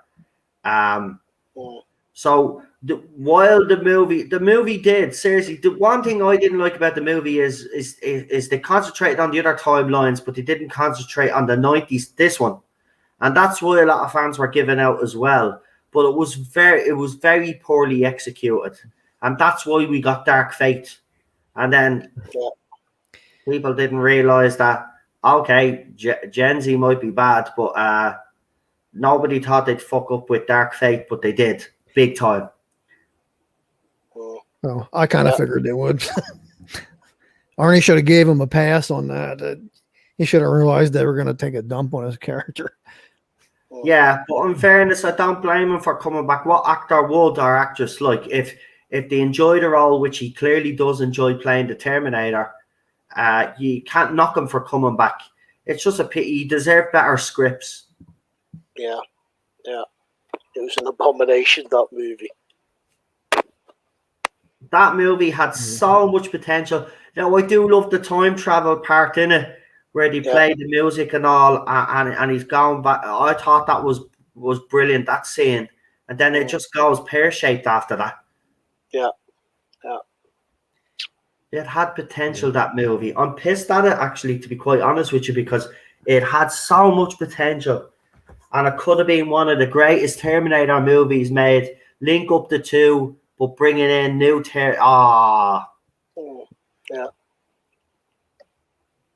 Yeah, you know, like smile. Yeah.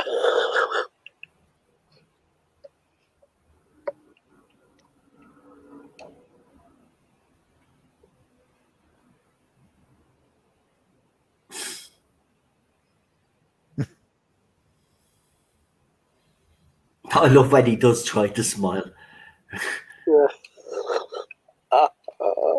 The smile on him is fuck. Don't smile.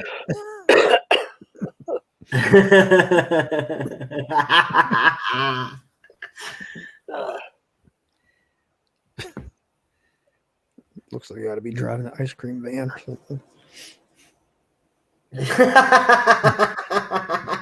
And then his facial expression just changes completely.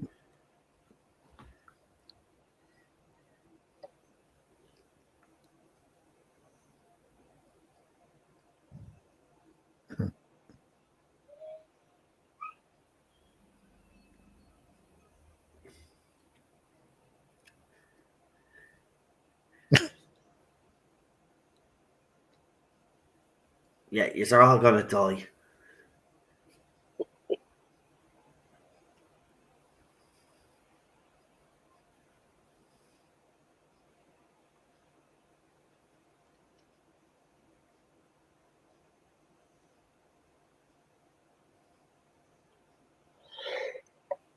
That's a typical mother.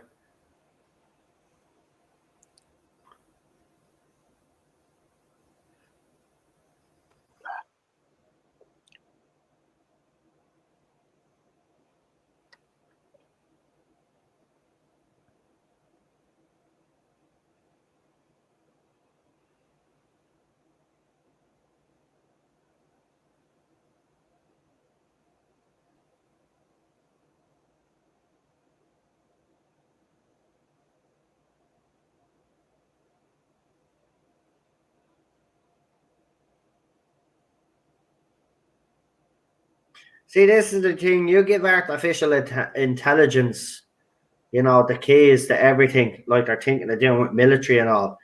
And if it becomes self-aware, then we're screwed. Elon Musk actually said that AI will be. We shouldn't tamper with AI because it can backfire on us. And if Elon Musk is saying something like that, and he's a genius, I think we should be listening to him.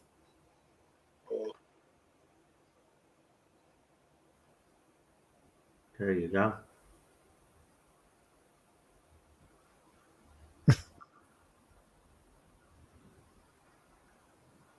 I just.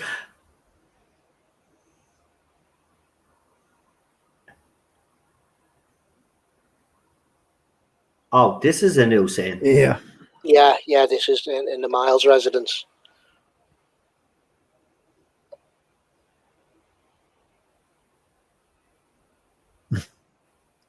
Wow. I'm playing Fortnite. Some gaff all the same, what?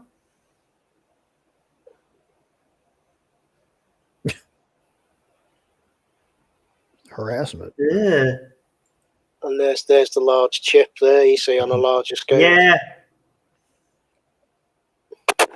So is that the prototype he has? Yeah, Or that's the prototype. That's his prototype there. Because you look at it, it's exactly the same as the original T2 chip, but a lot larger. So you can see it there. so this is before he learns how to not miniaturize, but make it Yeah. small, all that. Yeah, Yeah. get you. Basically. Wow. So he basically, it was pulled from the original Terminator, wasn't it?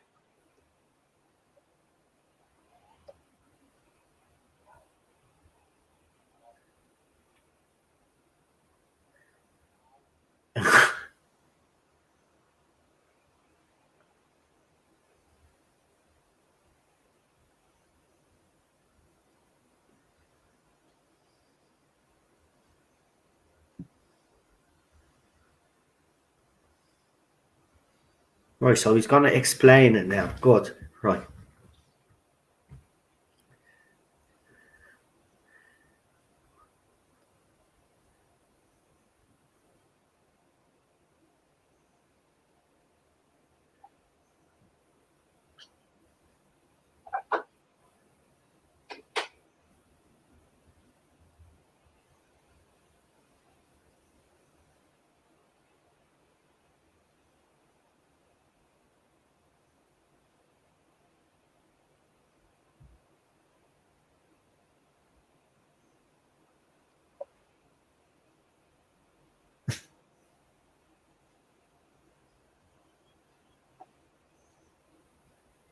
I liked Miles, even though he is the reason why we're in the situation we're in.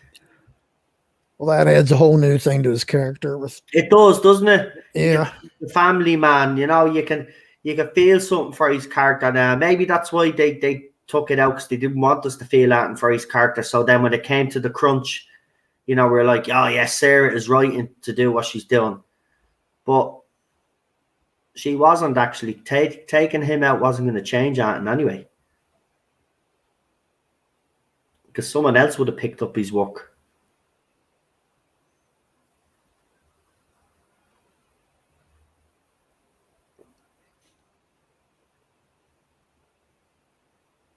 see.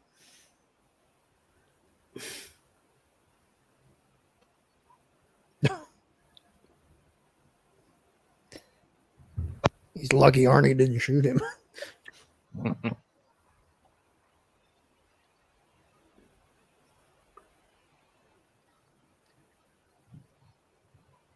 Uncle Bob.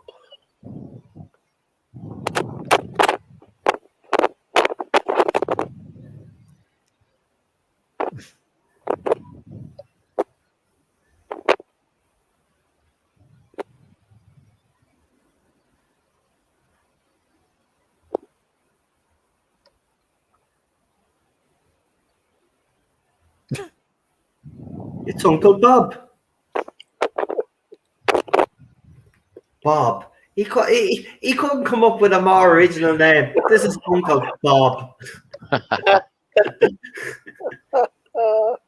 love it. Everybody must have had an Uncle Bob. Oh, he doesn't drink. He's a Terminator. You'd be wasting good tequila on that man. Tequila. Sorry, you'd be wasting. I love the way he picks up the baby here. Watch. It's just all. It's like the way you pick up a dog. Just examining him. Oh. Ooh. It's just the complete lack of subtlety. You know what I mean? He lifts the baby up the back.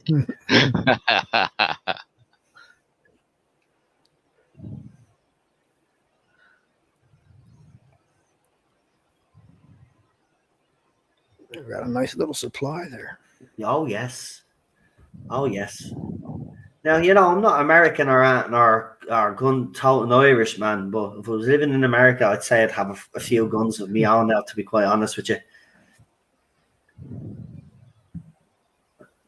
Now, sniper rifle too.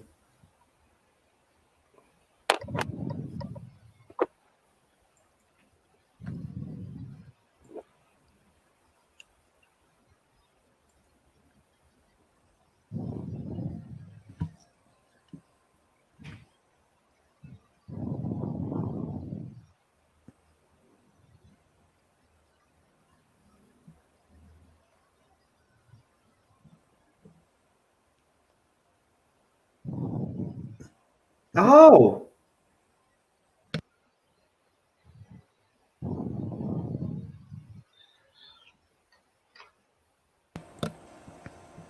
Oh, I didn't know she told him to get out of there.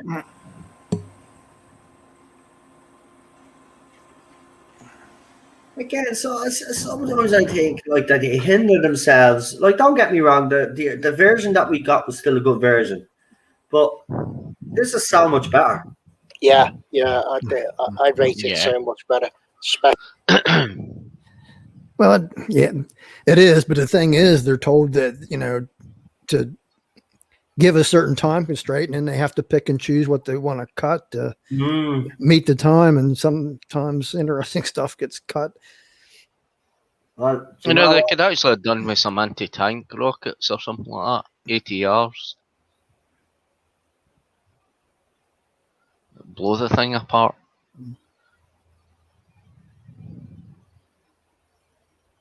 See, there we go.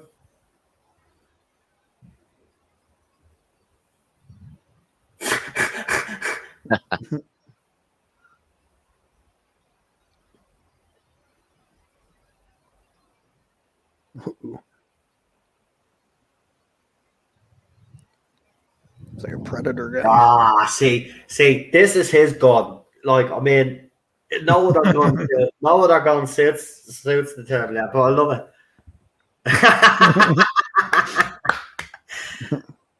Yeah. It's like the one Jesse Ventura had in Predator.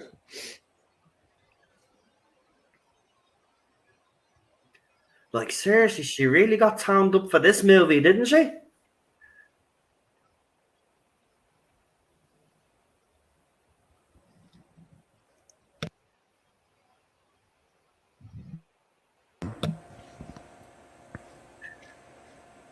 Like, imagine Arnold came to America to seek fame and fortune, and he ended up getting it all.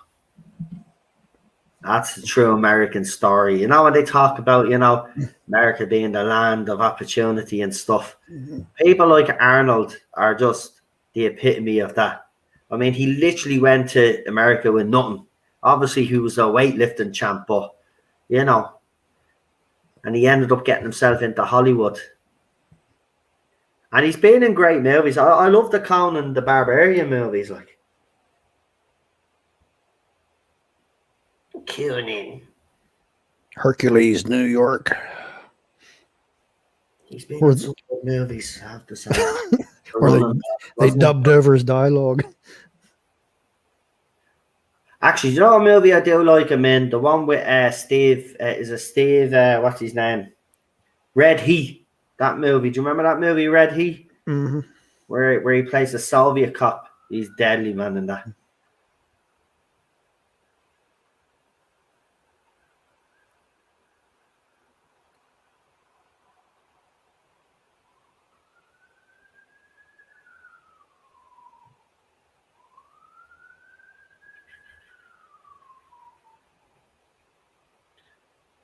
Yeah.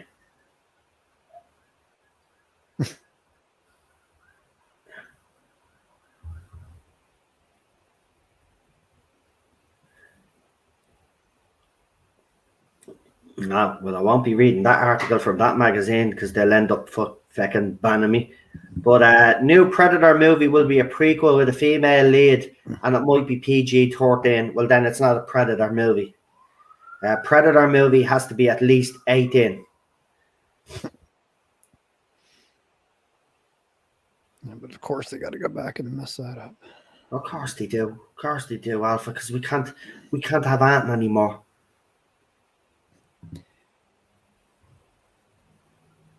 They must have made a whole big list back like 5-6 years ago, and they keep checking them off as they go down. It's like, what's next? Ah, God knows.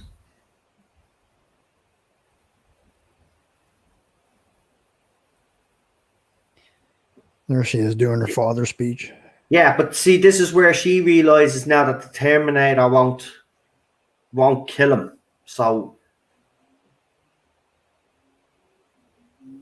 like, for her character development as well, if you think about it, this is huge because from part one, him as the Terminator has wanted to kill her and her whole family. Like, so for her to accept them in was a huge thing. What did you think of End of Days? Says Daniel. Yeah, I have a soft spot for that movie too. I think that's a good movie, man. The clown one, yeah, that's a good one, man.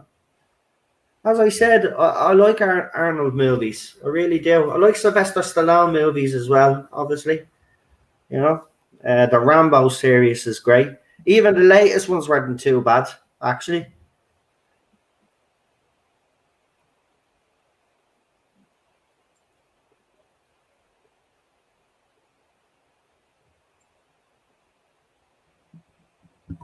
Oh, the music is kicking in the background. You can hear it.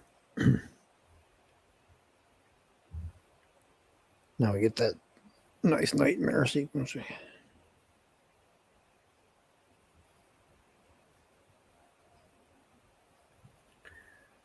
So I've just heard Sky One is gone.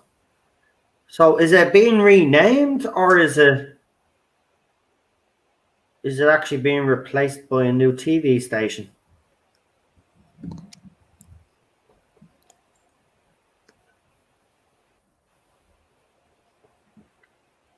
She keeps having this dream. See, they only showed this once in this movie. So now this makes a lot more sense. There he is. John Jr.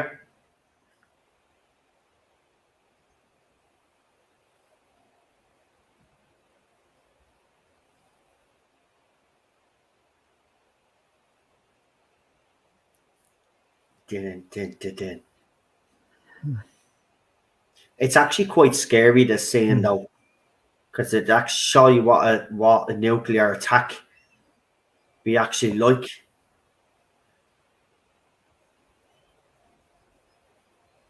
Let's hope they never press the buttons, folks. Yes. Disturbing. This part here is extra. Like, look at that. Whoa.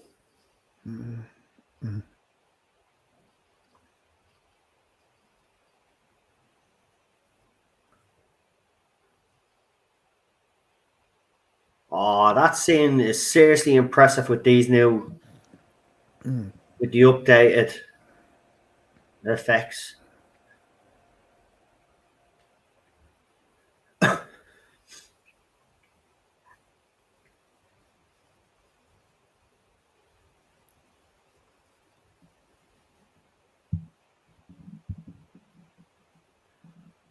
Oh, is there any news on Bob Odenkirk? Is he? I know he collapsed on the set of his TV show.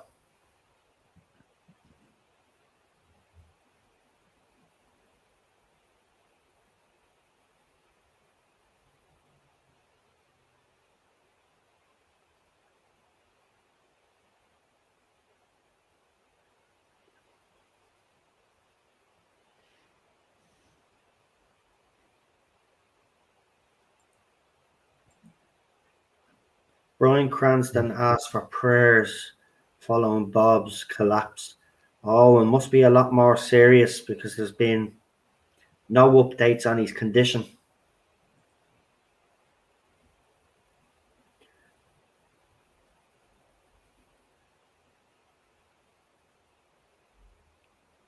It's just a rebrand, is it? Ah, but then why is everybody going mad for? Because they're calling it Sky Max instead of Sky One now. I think that's a bit stupid, isn't it, Daniel? I suppose though people are nostalgic over Sky, especially if you're from the UK. Like it's always been called Sky One, hasn't it? So, but still, man, get over it. Go ahead. It maxed everything. HBO Max and Of course, she's going to blow them away. holy crap, there's still an hour left.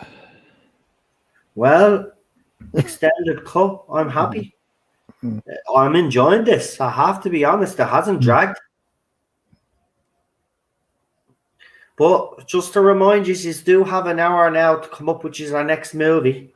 So I'm just giving a friendly reminder there now to get thinking about what you would like to see next week.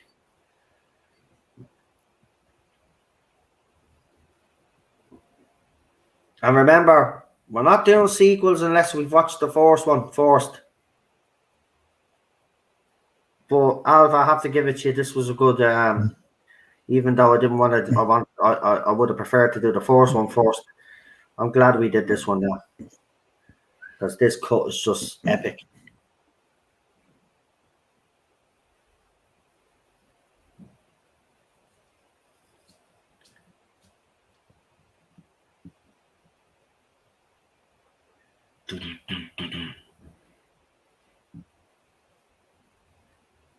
Bye, Miles. Well, yeah. Oh, I smell garlic chips. Oh, don't be doing that to me. See, I have myself and Cheryl are kind of on a detox because we've stopped eating meat for a while. Because over this lockdown, we've been just, eating.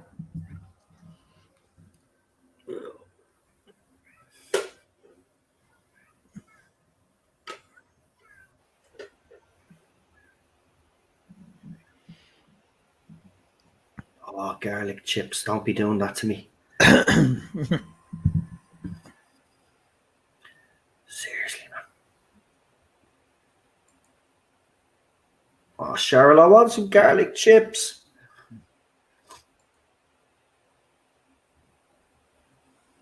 Chips. You mean like chips? Or as you Americans would call them, French fries? French fries, yeah. Well, actually, no, because French fries are the skinny chips and chipper chips. They're a lot thicker, so we'll call them chunky fries.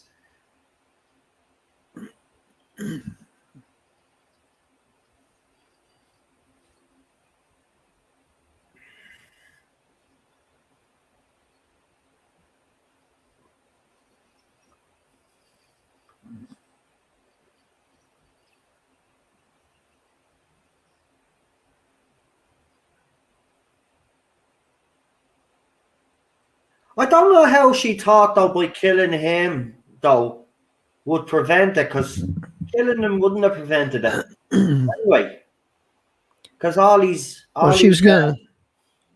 His work is at the Cyberdyne too.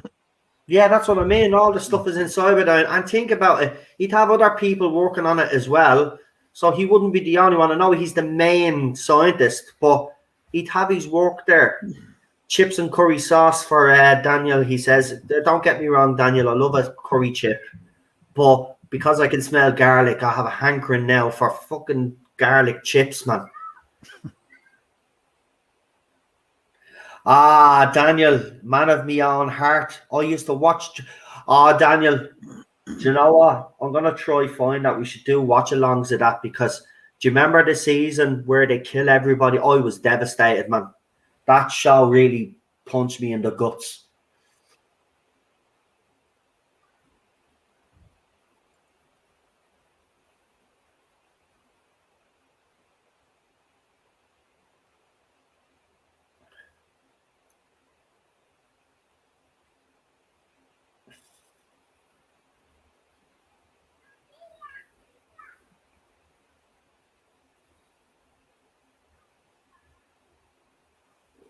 do it.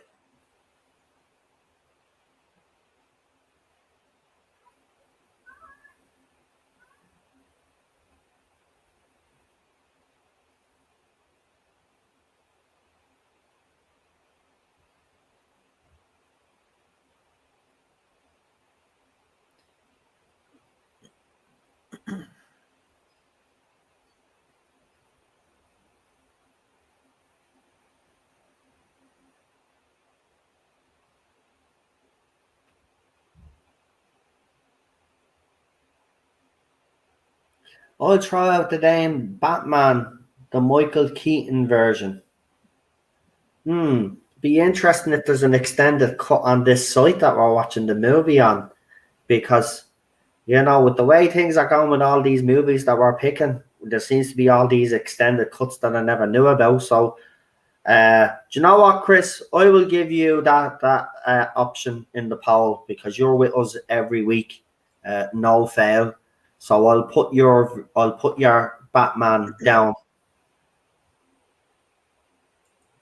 Oh man, stop! That curry sauce is lovely. Oh, garlic sauce. I'm not to say to Cheryl, I'm Marvin. She'll probably tell me to feck off. Watch.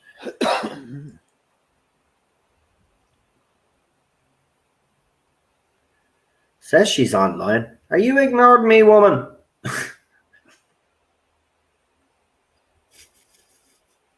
She's in watching I Love Fucking Island or something. She explained to me why she watches Love Island. And it makes absolute sense.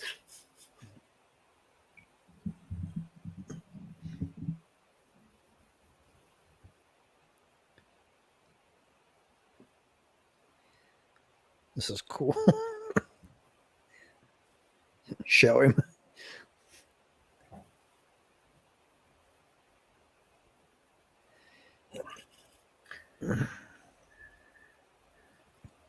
I love this scene. Just peel it back. Now, if this movie had come out 2 years earlier, though, see this scene, my mum and dad would have made me turn my head and wouldn't have allowed me to watch this scene.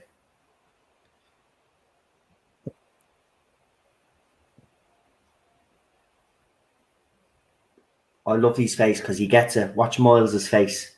See? He knows.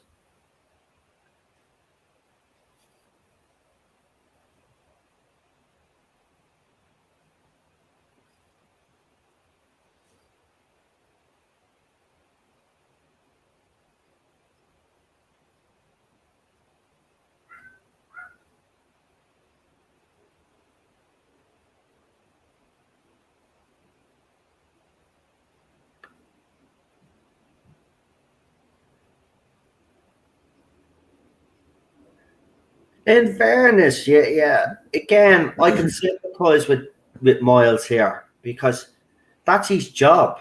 He's he's a scientist. He's a computer programmer. Something he gets that chip from the first movie. Of course, he's gonna try and recreate it.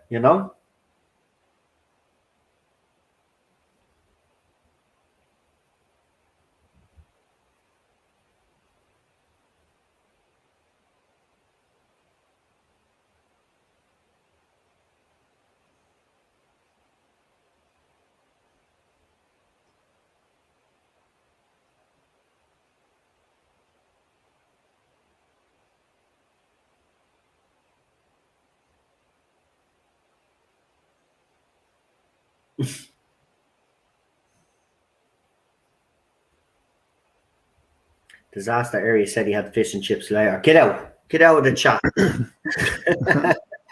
Give me some. Oh yeah, there's nothing better than, I do like a smoked cod, but I prefer fresh cod myself. Fresh cod and chips. I had a burger and fries for lunch. Oh, you get out as well. Get out. Do you know what I had for me dinner today? Fucking beetroot burgers and fucking pasta. Yeah, I know. Yeah. That's what happens when you're having a fucking detox, mate. And I have to stick with this time because I promised Cheryl that I would, because if I go off the deep end, she's going to go off the deep end.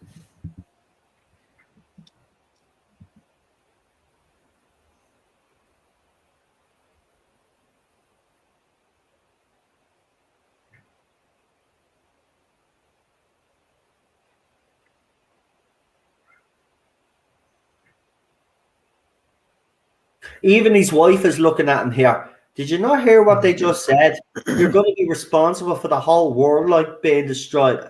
Like,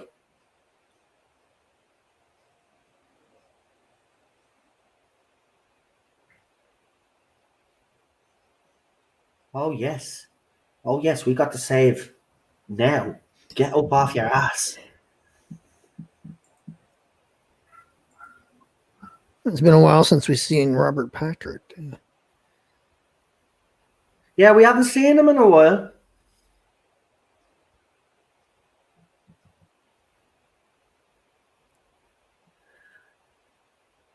Okay, so there is no extended cut to the Tim Burton Batman, but it is 2 hours and 26 minutes. Well, that's fair enough.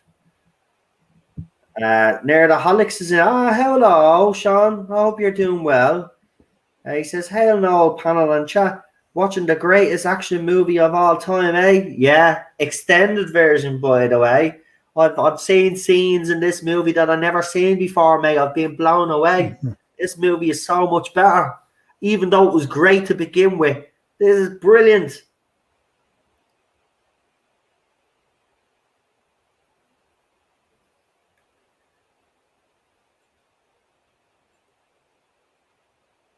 There's my authorization. Don't even think about me. Don't be a hero, right? You don't need to be a hero, right? Just seriously. And here he is. He's back. Internet problems. It happens. It happens. Welcome back, Real Super Doctor. I think the weather's playing up where I am. Yeah, it is, man. It's been messing with everybody's internet. Have you noticed I haven't been having technical difficulties anymore? Finally got the issues sorted out. So listen to this, right? So normally my Chromebook would tell me that I need an update, right? It automatically updates. For some weird reason, the update didn't happen, and that's why we were having problems. Holy moly. So PlayStation 5 has become the fastest selling console in history. It's sold over 10 million PlayStation 5 consoles globally since its launch. Sure, that's beat the PlayStation 2? No. Because PlayStation 2 had that record. Wow.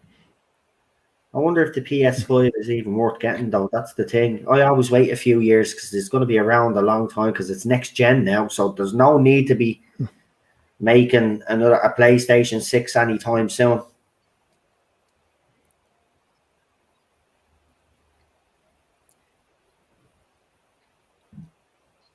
Well, my PS2 is an antique now, I think. Yeah, I still have my PS3 retro. I still have my PS3. I didn't get rid of it. No fucking way. I spent all that money for it at the time. I'm not getting rid of it. And I've got about 50 movies on it anyway. So, yeah.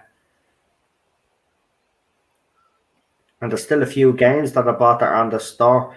I've set up a new account for the PlayStation 5 because I forgot what the PlayStation 4 because I forgot what the PlayStation 3 one was. But I bought loads of games. The fastest selling, and yet no bugger can get one. That's because they keep selling out, Sean. My God, man. Can't believe that, though. But I always wait. Well, it's out a year now. So I always wait 2 or 3 years because it's the next gen. So this one should be around for about 10 years. Well, about 7 maybe.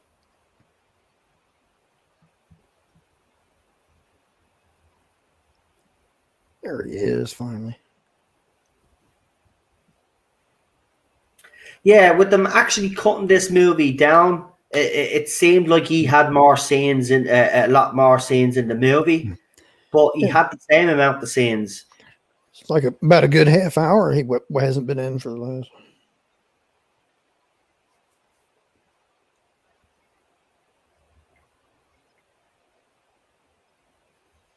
Yeah, I always wait until it drops in price. Sure, it's still holding its price. That's when you buy it. When it starts dipping in price, then you buy it. What are they going for now? Like 300 or something to start? Mm.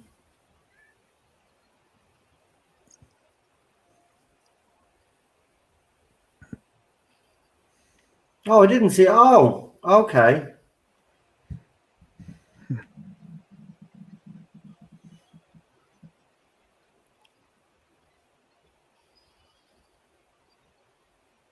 He,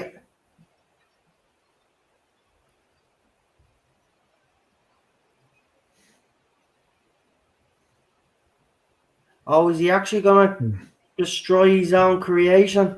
See, this is what I would have loved to see. Yeah.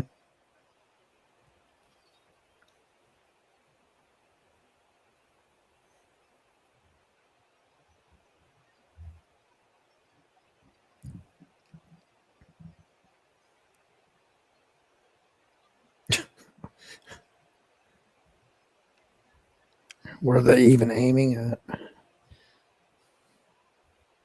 Actually, Cheryl doesn't know what Marvin is.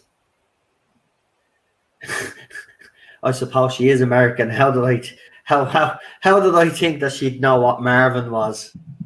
Starving Marvin. Do you remember that episode in South Park? That's where that came from. Starving Marvin? Yeah, it was the little bit that was in it. That was Remember, he was starving. With appetizers.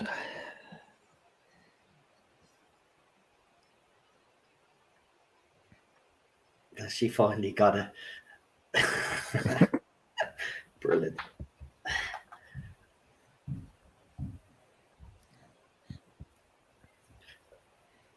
That's exactly what it is. She says it's the smell of garlic outside, isn't it?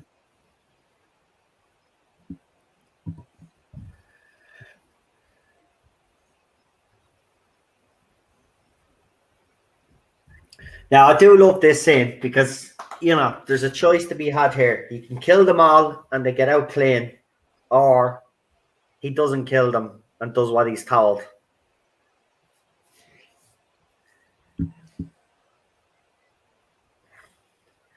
Ah.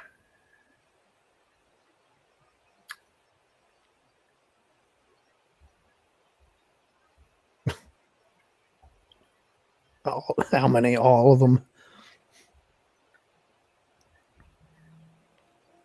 Hank Marvin for a bit of Cockney rhyming slang, LOL.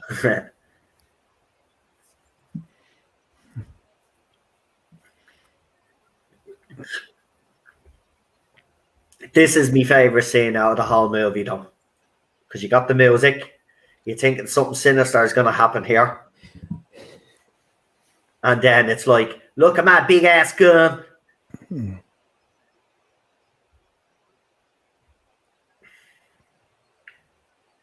It's a damn minigun. Well, you were in a helicopter. How did you not see him when he came to the window that he had a big minigun in his hand?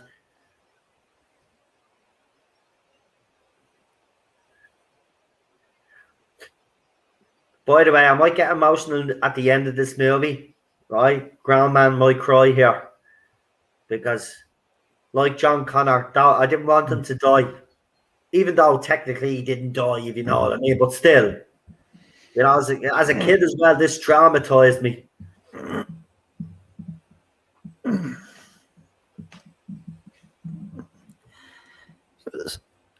Sad, but a little bit corny.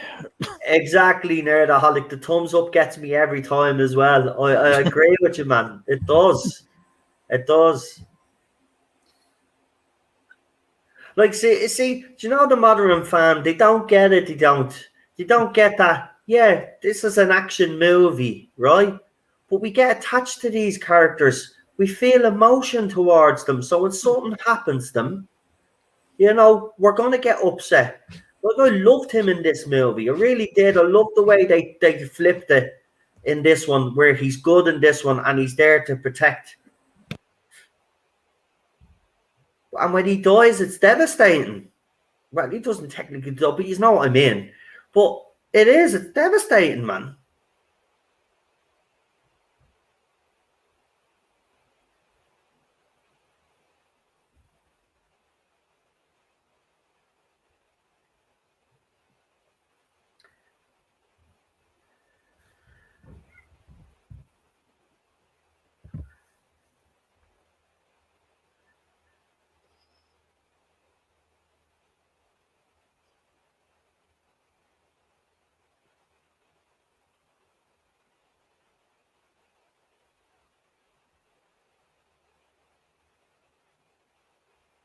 It was, Sean. Storytelling was a different ball game back then.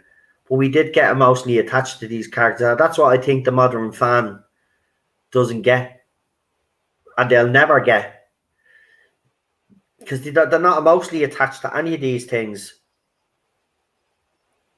I mean, you look at Star Wars, for example, the sequel trilogies. Look at the way those fans of those franchises carry on. It's not because they love the characters, it's always an agenda with them. Love, I tell you. This is where poor Miles.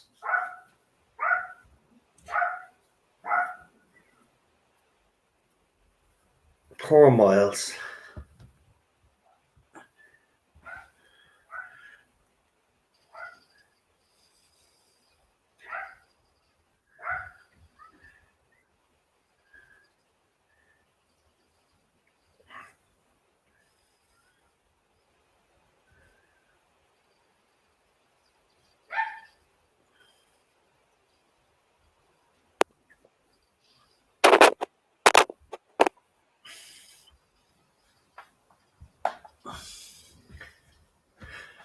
See, this makes more sense now because we had that little extended thing where he destroyed his own chip that he created. This now makes more sense that he'd stay there. You know what I mean? But the fact that the cops just came and shot him straight away when they didn't even like the guards would have told him, well, Miles is up there with them. He's probably being held prisoner. But as soon as they bust through the doors, they shoot and ask questions later.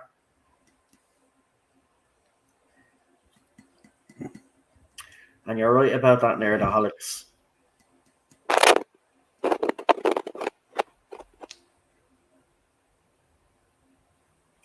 That's no problem, Retro.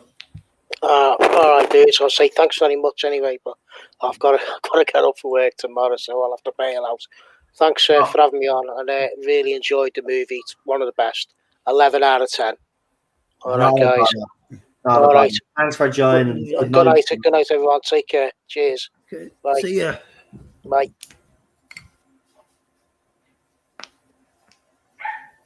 Right, so Retro gives it 11 out of 10.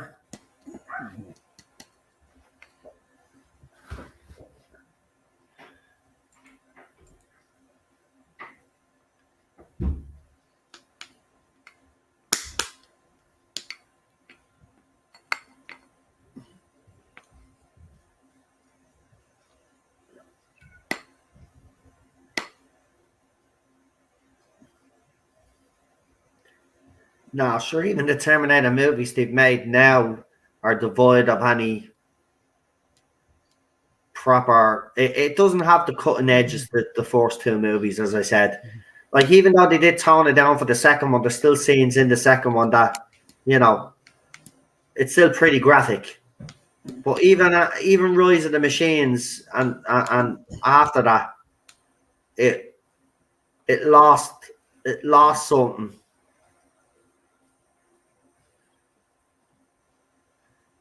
In fairness, Terminator movie either needs to be 18 or R-rated for it to work. And if they ever did reboot it, which Hollywood seems to do nowadays, now that they fecked it up with Dark Fate, they might even think about rebooting it. It has to go back to the same tone as the first one.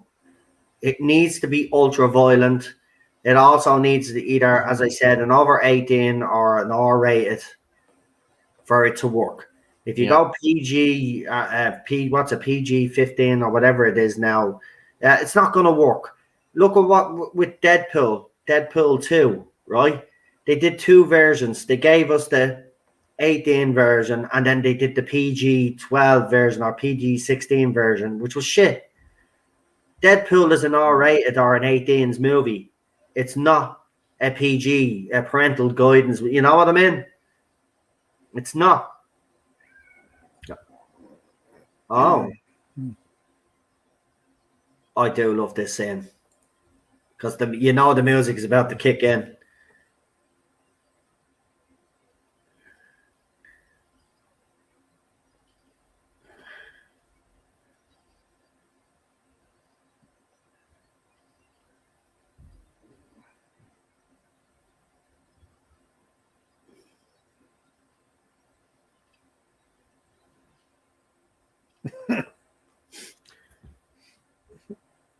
Of course it hurts. He hit you with a piece of fucking metal.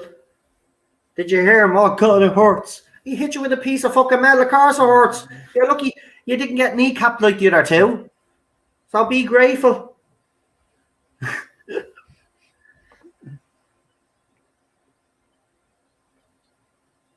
Exactly. They tried to tone them down. That's what they tried to do with the Terminator movies now.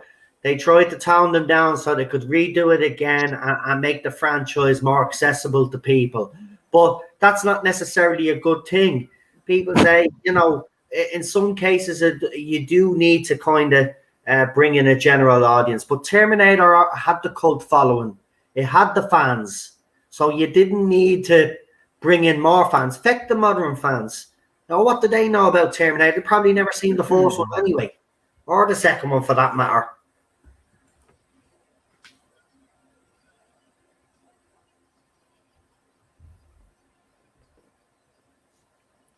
I just love everything about this movie. And we haven't even gotten to the best parts yet. Yeah. You know, where they go to the factory now. This is where the action heats up. Like I don't mind. There wasn't as... this one, yeah, I do say it's more action-based. It is, but the action is not really the main focus. Like, there's still a story to be told here, and they're telling it well. This scene was deadly, though. Like, this was brilliant.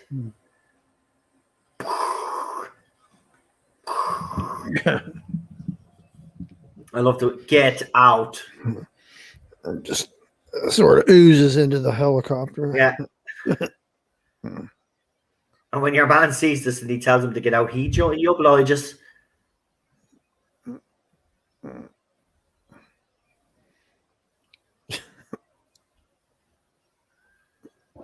Now, did he die?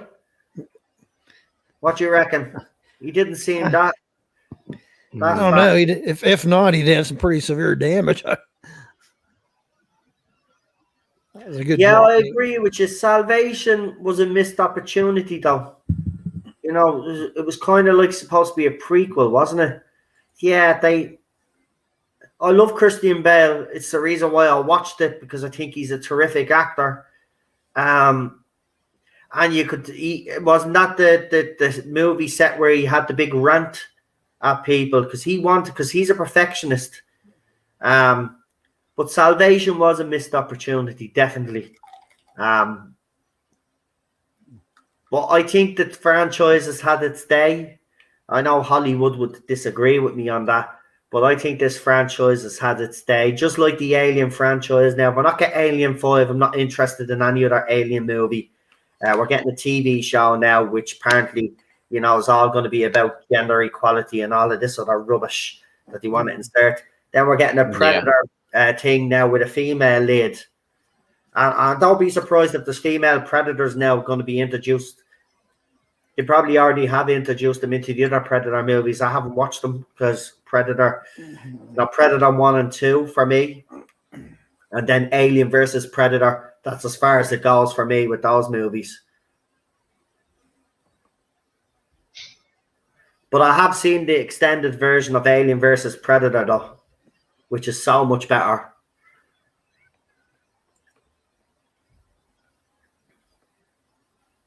Yeah, it was sort of a prequel sequel. Yeah, I don't think they could make up their mind, could they? What was supposed to be. But in fairness, right? Do people really want to go back and see how it all began? You know, do you really want to go back to when humans were fighting the machines, the war broke out? I don't think people do. And I think that's where they made the mistake. It's the same with Ridley Scott. He thought that people wanted to see the engineers and all of this rubbish. No, we want to see the xenomorph. That's what that made the franchise.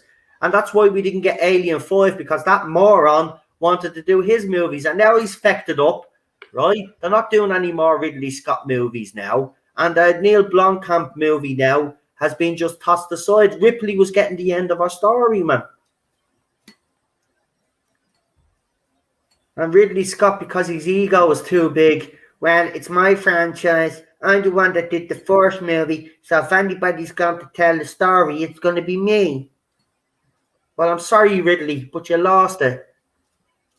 You lost your touch, mate, because you did that one. You did 2 movies, and then you did your Blade Runner sequel, which was a pile of crap as well. You lost it. I hate these directors, you know, like James Cameron and Ridley Scott. Again, James Cameron's doing a second Avatar. Why? Why? The first movie was shit anyway. I don't know why people love that movie. Seriously, how do you actually like that movie? It's boring. I actually fell asleep in the cinema. I had to wait for it to come out on bleeding DVD to watch it fucking again. And even then, I wouldn't even mind. My man, Dad loved that movie.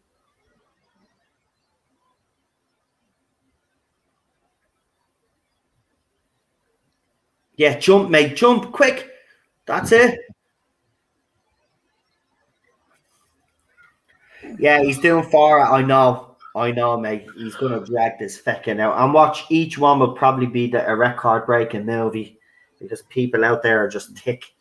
Sigourney Weaver should have got our ending.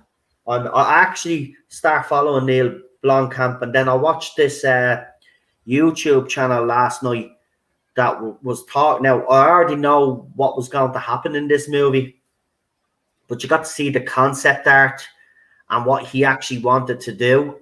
I'm pissed, man. I'm pissed.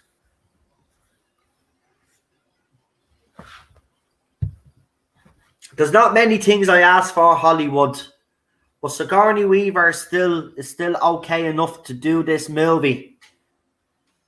And your guy that plays Hicks and your guy that plays Bishop, they still look all decent enough, right? It's supposed to be set 25 years after Aliens. You could still do this movie, so do it. Ridley, screw you, mate.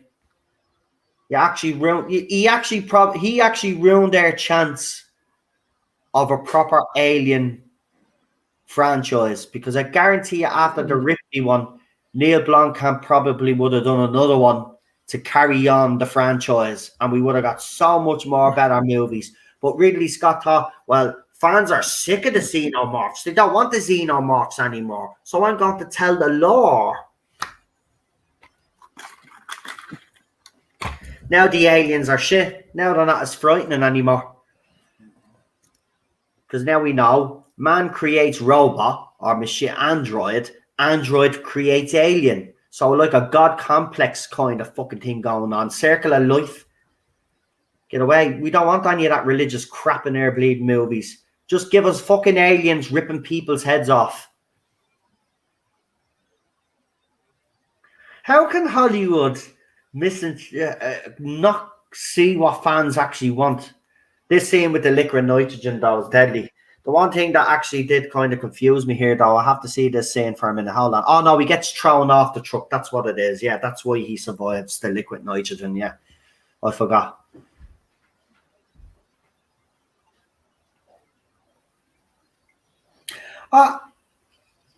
Yeah. Right, on Prometheus. Right, on Prometheus, I'll tell you this, right? On Prometheus, there was a good idea there. But when he started fucking with the planet that the ship was actually on, that's where he screwed up. Like, what was the point of blowing that ship out of the sky, land exactly the way it did in the second Alien, in the second movie of the franchise, if it wasn't the same planet? It was a different planet. I thought the end of it with the little twist, I thought that was fantastic. I really did. That movie had a lot of potential. But listen, I will say this: I have a soft spot for Prometheus. It was the one after it that really pissed me off. When he changed the lore of the alien, when he exposed how the alien came about, that's when he screwed up that franchise. And he didn't, and he honestly believed that fans were sick of the xenomorphs, right? He actually honestly believed, because the other movies didn't do well, that fans were sick of the xenomorph. He got it absolutely wrong on so many levels. And I seen the interviews with him when he's being asked about Alien 5, and he kept saying there wasn't a script there. He's a lying swine. There was a script. Neil Blomkamp said there was a script. Sigourney Weaver said there was a script. Your fella that was playing Hicks said the story that he had for them was brilliant. So they wouldn't have known that unless there was a script. Now this was the Terminator's big mistake here. You shouldn't have done it. You should have left them whole, because then that way all the metal fragments wouldn't have melted and came together. That was his mistake there.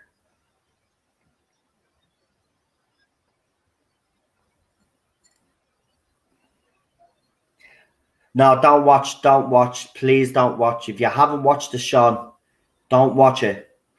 Don't watch Covenant.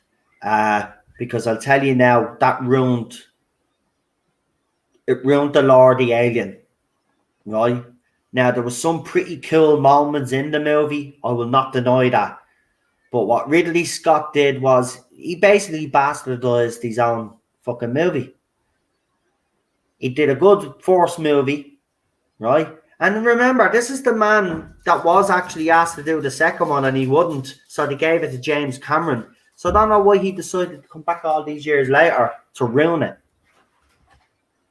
Can you smell that? All I want is garlic chips now. All I want is garlic. I says Cheryl's gonna kill me now because we're kind of on a bit of a detox here. And I only had pasta and a vegetable. Yeah. Well, a bag of chips is only £3 or something. Do you have £3?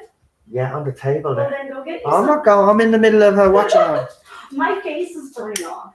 They've literally used all the garlic in the Yeah, I know. I love garlic, roasted garlic. Mm-mm. I mean, after all that, he's coming back together again. I mean, this thing's relentless. I think I'll order now because Retro is gone now, so we won't know if there's any extended scenes here, so we'll have to figure this out ourselves. But I think I'll order a pizza later. you're gonna feck off you, will you? I might order a Chinese later. Big pepperoni. Feck off, John. Chinese, him with his second pizza. People in there, fucking get the boat. I'm not having a tuna wrap. Oh, that is a new scene. Look. Yeah. Oh. That was good.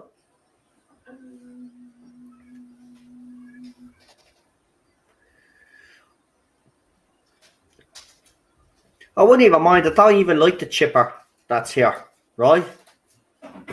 But like, see, why didn't they leave this in? That makes sense. Yeah. Where's Where's your what? Where's my Your shaky powder stuff? No, I have the shaky powder stuff. Where's my black currant stuff? It's on the counter. It is? If you look. No, I opened it earlier. No, are you sure? Yeah, come look. Hold on. I have to find out. But watch this, right? Guarantee I'll find it in first go, folks. Watch. Hold on. Let me see. Now, if I find this, right? It's the big one. Yeah. All right. Now, if I find this, right, you're getting punished. Right. Throw your bottle for it. Right. Punished. Right. Hold on. Right. Actually, that is a bit weird. Right. Hold on. Is it in the bedroom? Did you bring it into the bedroom I with you? don't think so, because I made my mom. Where's the tuna? It's not in here. Yes, it is. Cheryl, What? that's not the bottle of Coke you were looking at. That was the dilute stuff. It's not there. You thought that was my bottle of Coke. You're something else. Seriously. You have a bottle of Coke? Holy shit. Oh, Yeah. bad.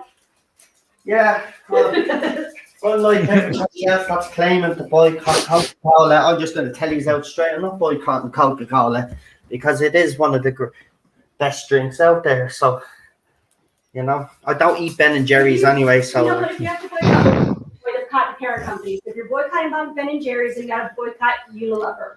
So it's stupid because nobody ever gets the whole thing. My dog. I had Coke with my hamburger and fries for lunch. Heck off you.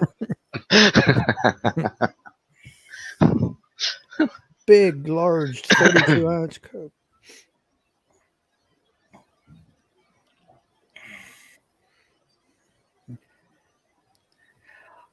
Daniel says, I might drive the chair down to the chipper for a portion of chips.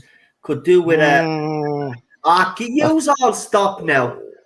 Could do with chips. Stop now, right? Which is our food. And Daniel, I'm going to go down to the chip. Get away.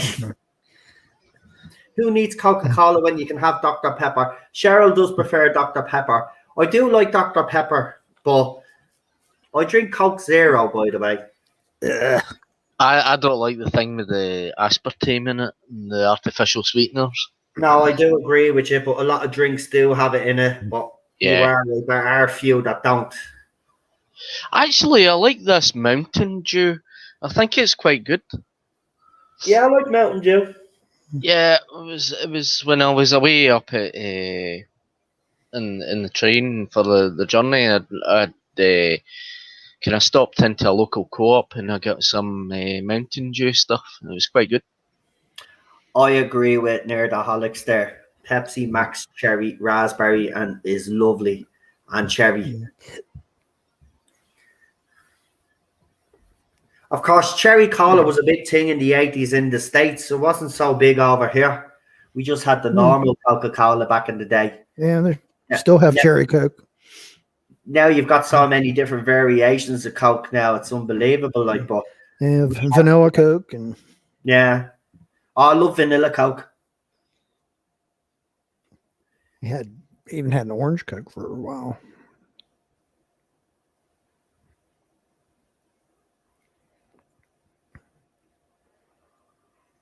Fuck you.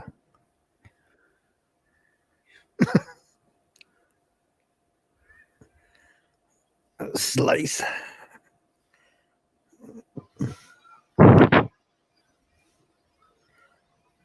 I do love this scene between the two of them. I mean, look at the turn. He's fucked. His thing as big as Arnold is, he'd kick his ass.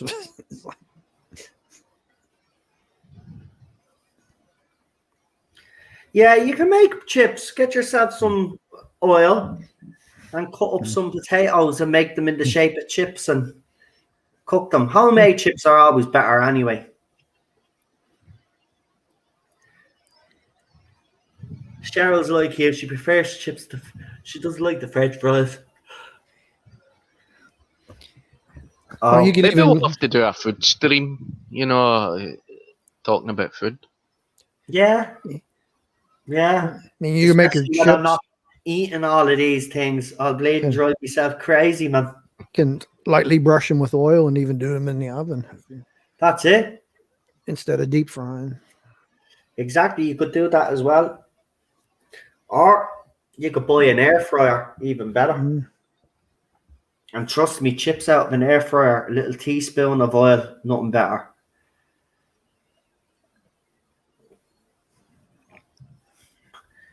They said they're all using garlic. Oh, good. Now they've added fish to the overwhelming smell.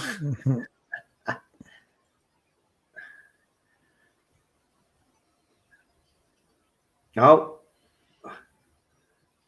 Oh.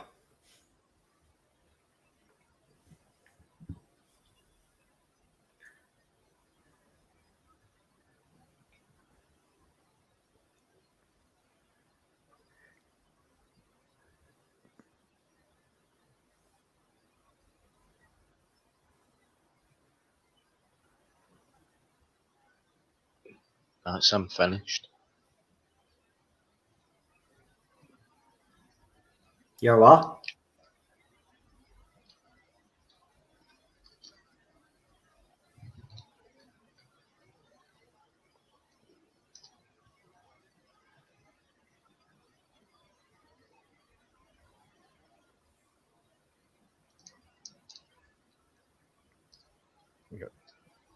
Backup system.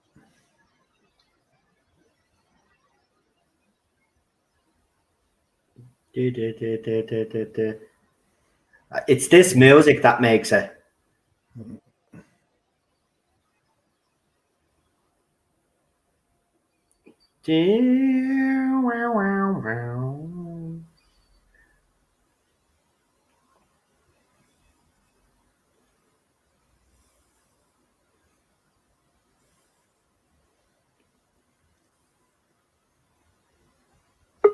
Yeah, I do. Same here. Love. We've got a place called Holt, which is the seafront, and go there for fresh fish and chips. Nothing better. You're right by the sea. There's nothing better than a fish and chips by the seaside. You're absolutely spot on.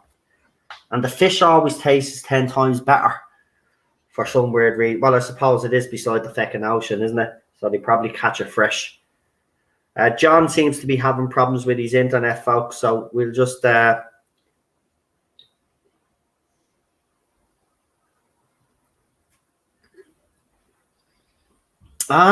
that's how she figured out which one was which. See, they didn't leave the part in where he was mixing with the metal.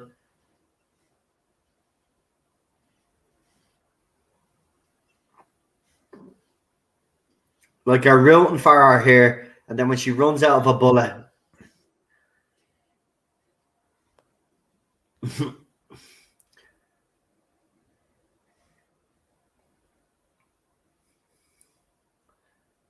Jesus, all this talk about food.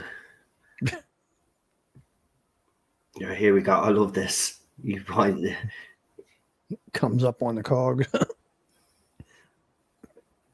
Get down.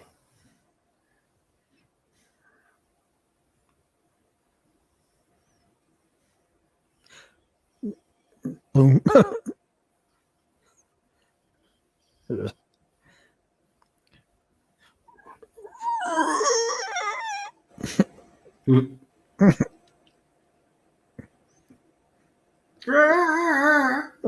Boom.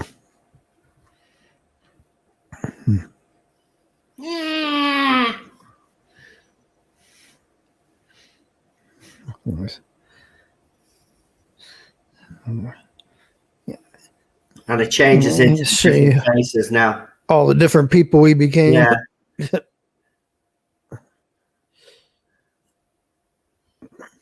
Great scene.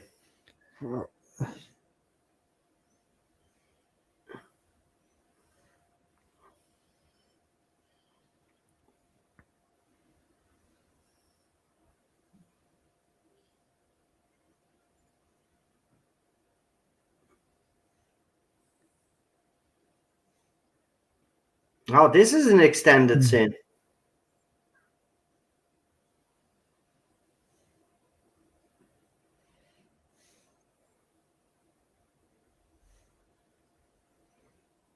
Deadly.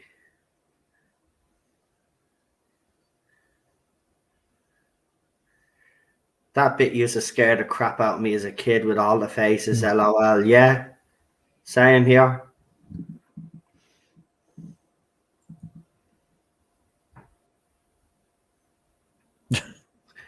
Jesus, he's had better days.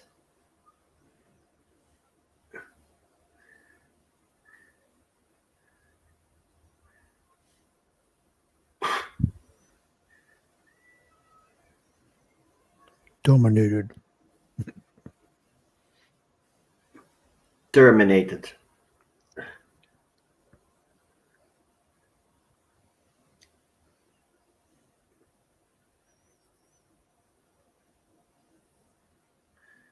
Oh, the scene's coming up now, folks.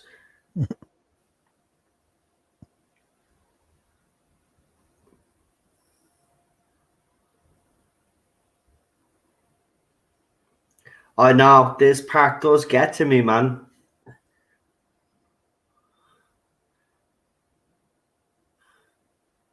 Like, you can understand why it had to be done. But at the same time, I thought to myself, like, if they fix him up, make him look human, they could keep him.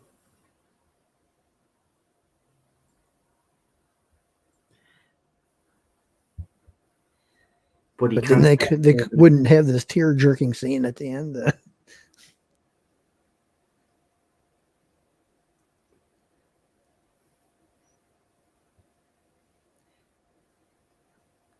Says her, no, I hurt you.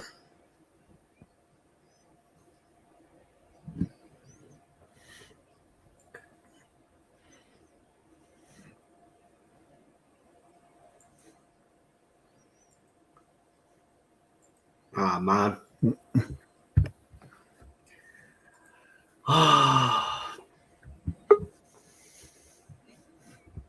Some of the management have wasted it. You know, the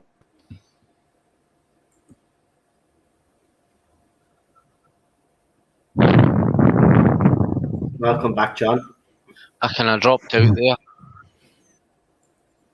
Now I know why you cry. Oh.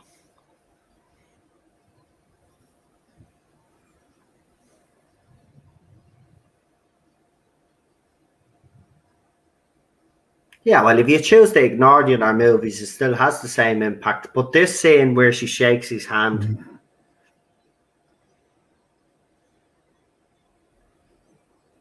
Finally.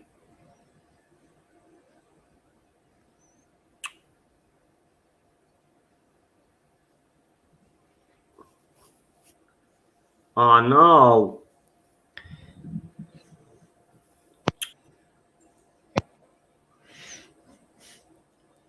Don't press it.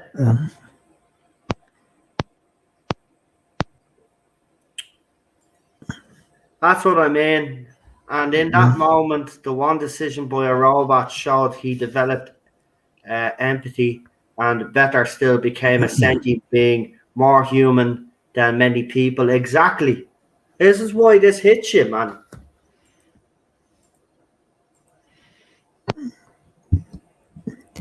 Damn.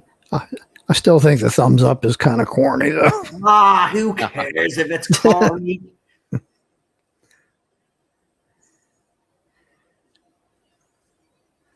It was their thing as well. Like, he was teaching the kids, so he's giving them a thumbs up. Get it? But still, man. Oh, man.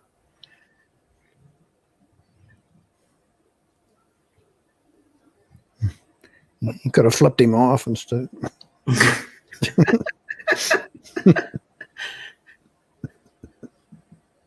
Oh, God. No. Oh, this is sad. This is...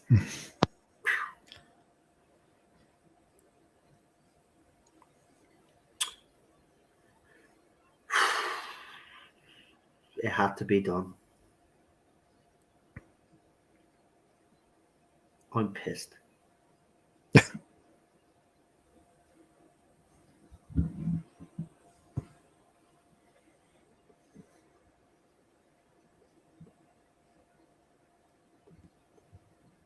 Oh. Oh. Michael Jackson got a name drop. Yeah.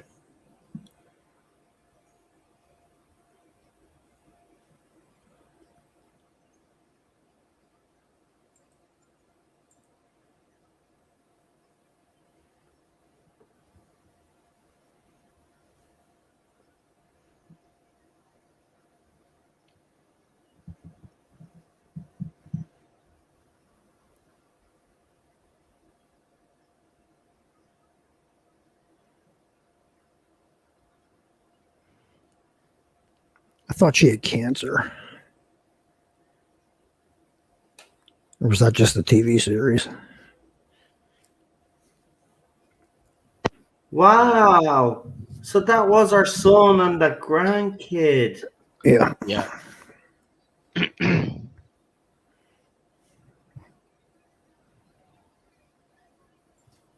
Oh, do you notice John is wearing he's wearing the army trousers though, all the same.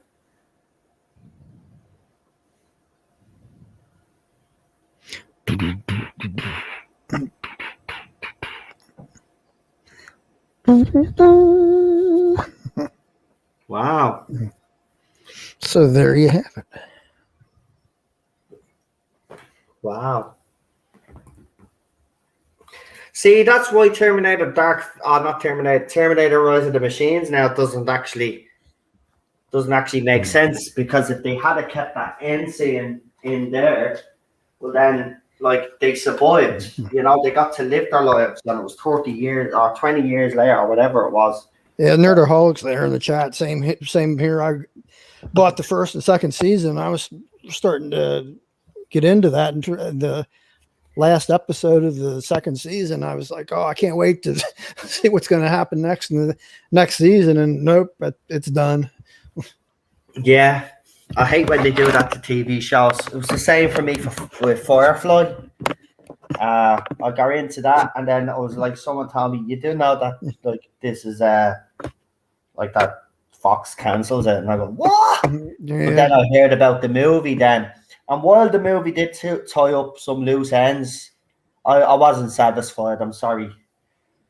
We should have got a couple of more seasons of that. There was actually rumor a few years back that they were considering bringing that back, but it never happened.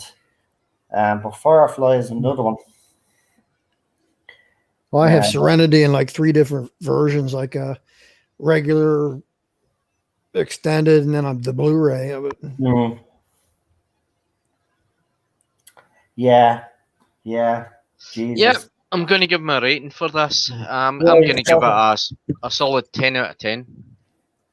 Yeah, I'm going to do the same. Definitely, this was a better cut. So much more in it, and it made the movie a lot better, in my opinion, even though it was great already. But yeah, absolutely 10 out of 10. Alpha. Ditto. I can't really add much more to that. I give it a 10 out of 10 too, and I liked seeing the extra scenes, and I liked what that added to it. Exactly. And we've lost John again. But Chris gives it a 10 out of 10. Sean from the Nerdaholics gives it 11 out of 10. Well done. I think Daniel already did give his score, but he's given it again. That's brilliant. He gives a 50 out of 10. A Disaster Area gives a 10 out of 10. Can't fault anything. Exactly, mate. I mean, think about it. This is the way movies should be made, right? And if you want a strong female character, that's how you do it. You don't take away from Arnold's Terminator or turn them into pops and all of this rubbish that they did for the later movies. This is how you do it. I think a lot of the filmmakers out there need to watch movies like this, Aliens and stuff like that, to show them how to write strong female characters without taking away from their male counterparts. Third Doctor gives this a 10 out of 10 as well. So we might as well say it was an overwhelming success, this movie. Yeah. So what I'm going to do now is, because Chris has already picked the movie, which is the Batman, I should say. Sorry, the Batman. Sorry, I was watching videos on the Ben Affleck Batman movie that never happened. It's a great YouTuber out there that explains all the things that went wrong and stuff like that. Why these movies never happened. Even Christopher Reeves was actually coming back to do Superman 5. Yeah, that whole story is crazy, man. And then he had his accident, but it wasn't because he had his accident, but it's because they couldn't settle on a feckin' story. But very fascinating, I have to say. Why am I looking at? Okay, right. Sorry. It's just the movie's at the finishing there now. An image of a woman in her underwear just popped up on my computer. Wow. Oh, I closed my screen. Great choice, Chris. Yeah, it is. So what we're gonna do is Chris. Hopefully, John is able to come back so he can tell us what his movie is. If not, we'll see. We'll see if he comes back. So, Batman It was in 1989, wasn't it? So I'll have to put Batman Mhm. 1989, won't I? Yeah. So hold on. Right, so we go into the community tab. Oh, by the way, the Torchwood Mhm. won the poll for the watch-alongs. So we'll do them in a few weeks' time. I just wanted to know what the result was. So I was actually surprised because when we talk about Torchwood on this channel, normally people are do complain about it, but it won the poll. I did give you the choice of the Orville as well, but people actually chose Torchwood. So movie for next week, please vote. Right, let's do this poll.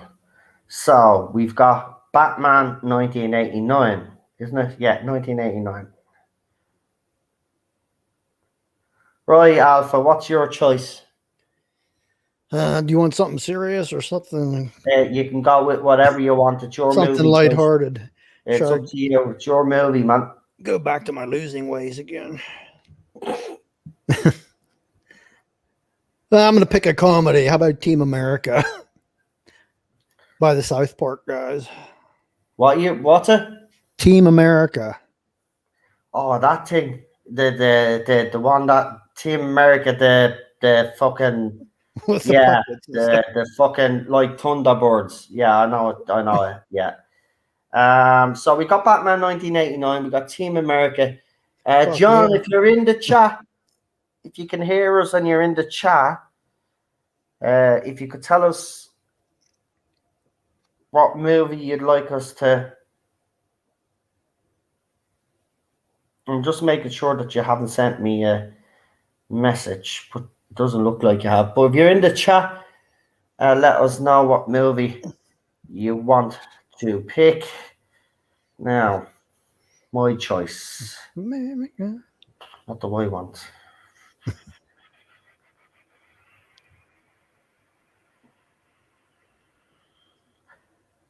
I am going to pick.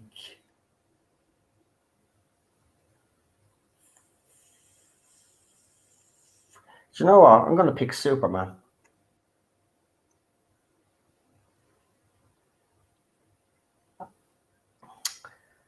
Right, so Superman. The original. Yeah. What do I actually have to write Superman the original? Will people? Oh, I better just write it just in case. Or you could put the year or something on.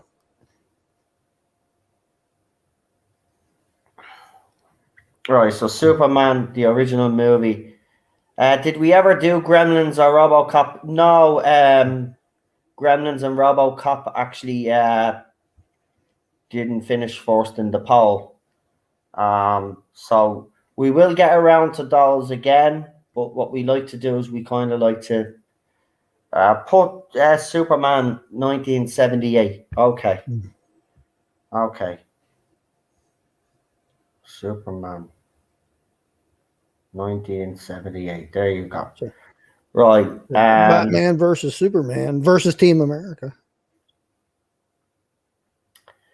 So John is not here. His internet must be gone. So let me see. Because I want one more movie to go in there. I tell you what. All right, starting from now, the first person to leave a comment. So quick time. Get you our movie in, and the first name that comes up with our movie will be the movie that we'll pick. Oh, Chris says I should DM John. Okay, do you think I should do that? Do you think, yeah, maybe it'd be fair that way, wouldn't it? Okay, give us a second. I will DM Chris. I'll ask him because there probably is a movie that he is looking forward to. So There you go. You got one in chat. right, but I'm just going to try John first because, in fairness, they do have a point. But if John doesn't pick a movie, then whatever the movie, what is the movie that's been? Look at chat.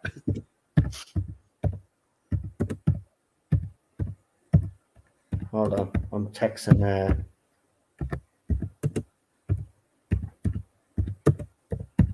He has been having internet problems.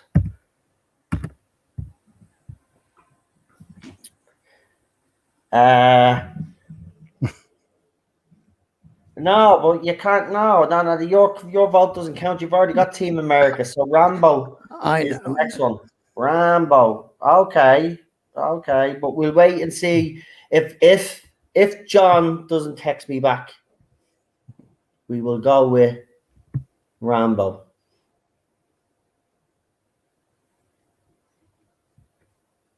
We will go with Rambo.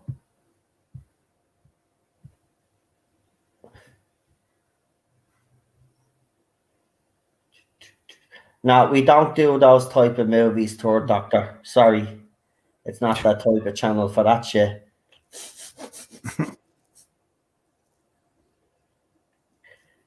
We'll give him a second. If not, it's going to be Rambo. Good choice.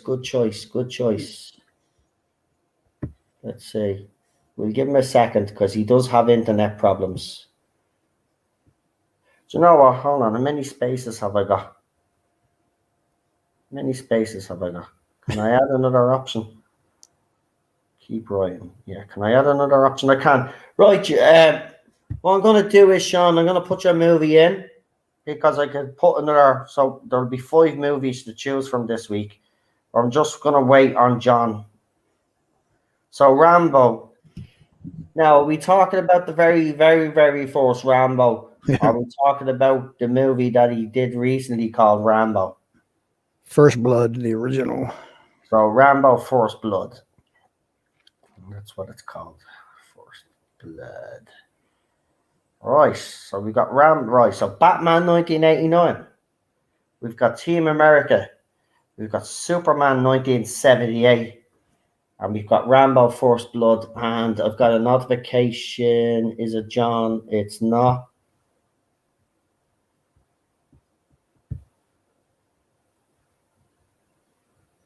Hold on. Oh, you still haven't put it up yet. So,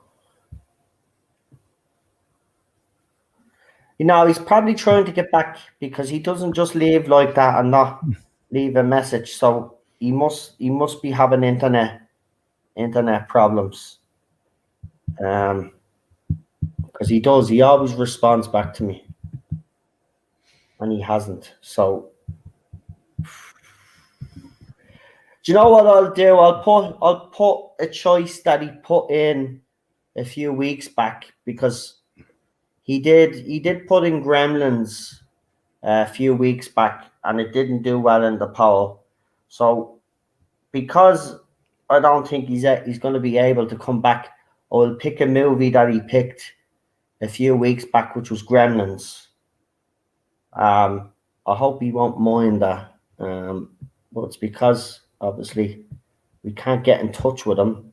So we'll go with a movie that he picked and didn't win the poll. So we'll put Gremlins down. So what I'm going to do is I'm going to post this now. And if one of my moderators could actually put the poll then into the chat. And guys, please vote for your movie that you have chosen. And by the way, this week, no cheating from me guests, right? No telling people which way to vote. Cheat? Right? Play fair. Play No. fair. What are you talking about? I don't understand. I didn't even get the vote on my movie. That's the thing. I can't even vote on my own fucking movie. Right, anyway. I'm going to put the poll up. So the votes are Batman 1989, Team America, Superman 1978, Rambo First Blood, and Gremlins. And Sean, if you're around tomorrow, or if you're around, Wednesday, next week when we're doing this, you're more than welcome to come on and join us for any of these movies. What were you going to say, Alfred, before I post this? What? I don't know if the Team America. Oh, here he is. Here he is. Right. Do you want to change your choice before I post this up, Alpha? No. Are you sure you're going to stick with Team? Now, are you sure now? Because I don't want you moaning at me saying, no, nobody's voting for me movie. Now, do you want to keep Team America, yeah? No, I know it's going to lose. Doesn't matter. John, I didn't think you were going to come back, so I was going to pick your old choice, Gremlins. But if you have a choice that you were going to pick. Yeah, I was going to choose Ghostbusters 2. Ghostbusters 2. Did we do Ghostbusters already? We did, We didn't did the first film. Right. Okay. Well, we did actually do Ghostbusters. So you're right. I did say if we did the first movie, we could do a sequel. So here are the choices for you this week or for next week. And remember, the poll result will be Tuesday night. So we got Batman 1989, Team America, Superman 1978, Rambo First Blood, and Ghostbusters Part 2. Now, Alf, I'm about to post this. Are you happy with your choice? I already said yes. Okay, I'm just I'm only triple checking. Right, the poll's going up. One of me moderators now could do us the honors of putting it in the chat. And there are a lot of good choices, Chris, so I do agree with you. That is some list of movies. I do like Team America. It has some of the funniest scenes I've ever seen in a kind of Thunderbird style kind of movie. I love the Michael Keaton Batmans. I even liked. I know people criticize Batman Returns, but I actually loved Batman Returns. The fourth Superman movie, the definitive movie, in my opinion. I do love Man of Steel, and I'm not going to belittle Man of Steel. But those fans that say Man of Steel is better than Superman 1978 are on drugs. And then we have Sylvester Stallone in his element in Rambo First Blood. And then, of course, we do have the sequel to Ghostbusters in Ghostbusters 2. Maybe not as good as the first one. As Bill Murray said, it had some good scenes in it. But for that movie, he actually explained that for that movie, they concentrated more on the special effects, he said, than the actual story. He said the special effects drove the movie, whereas in the first one, it was the dialogue and the writing.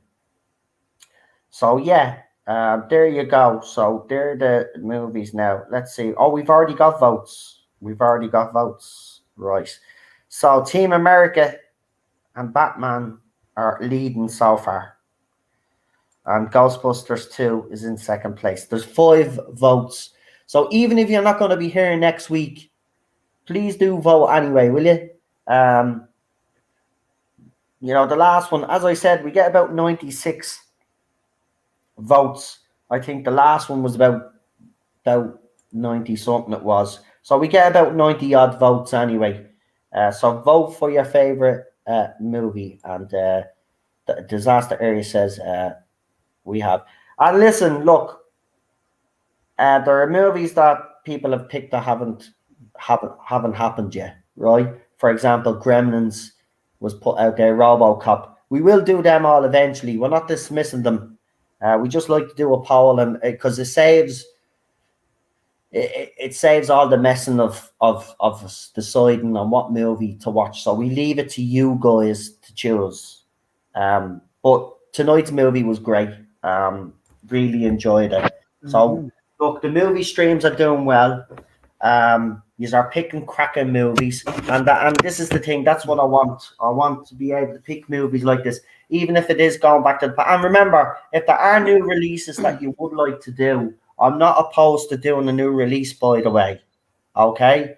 But I think the best cinema, let's be honest, is back in the day when we were growing up as kids. So there's plenty of movies to choose from, but that is some poll there. So vote away, as I said, and lads. Out of all of those movies, I know you have picked your own movie, but if you couldn't have a choice, I mean, if your movie wasn't going to win, which movie out of those movies would you would be our second move. You know, is our second choice if he's our first choice didn't win. I think Batman Returns. No, we're doing Batman. We're doing Batman. Batman. Oh, Batman. Yeah. Wait till I see the. Yeah, Batman 1989. I would. Yeah. Alpha, if you didn't pick Team America, which one of those movies would you settle for if you had a second choice? If your one didn't win, which one would you be most comfortable watching? Oh, I'd be comfortable with any of them, but probably Rambo. I haven't seen that for a while. Yeah. Haven't seen Ghostbusters 2 in a while now, I have to be honest. I wouldn't mind seeing that myself, but if my choice didn't win, I would probably go with Rambo as well, actually, yeah. First Blood, I haven't seen that in a while. Or Ghostbusters 2. Oh, that's cheating. I've picked 3 now. Yeah, but because my favourite scene is in Ghostbusters 2 when the Titanic. Yeah, that was quite a good scene. Yeah, see, that's why John picked Ghostbusters 2. He thinks Oh yeah. I would we're Titanic fanatics, so I know why you picked this movie. So yeah, I can't wait. I don't care what wins. I got to leave a comment here. Let's see. Okay. I saw Ghostbusters 2 in the cinema. Yeah, you would have been old enough. Yeah. Because I remember it was my mum's friend that took me to the cinema, and I seen it, and it was at that time I noticed it was Janine. Janine had a kind of love interest for Lewis Tully. Yeah, and I was quite shocked by it, you know. Yeah, because I thought she was going to end up with Egon. Yeah. See, that's what I thought. I actually thought she was going to end up with Egon because, remember, they were kind of flirting. Yeah. They were. And I was like that coming of age, and I thought, wow, Janine's quite hot. No. I mean, I thought, wow, Janine, when I never seen her like that.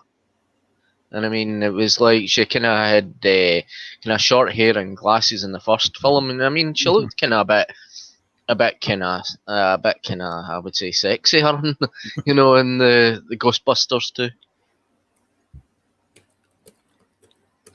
I tell you, we grew up in an age of cinema. I think, you know, every generation talks about a golden age. I think the 80s are up there when it comes to movies. It was a golden age for movies.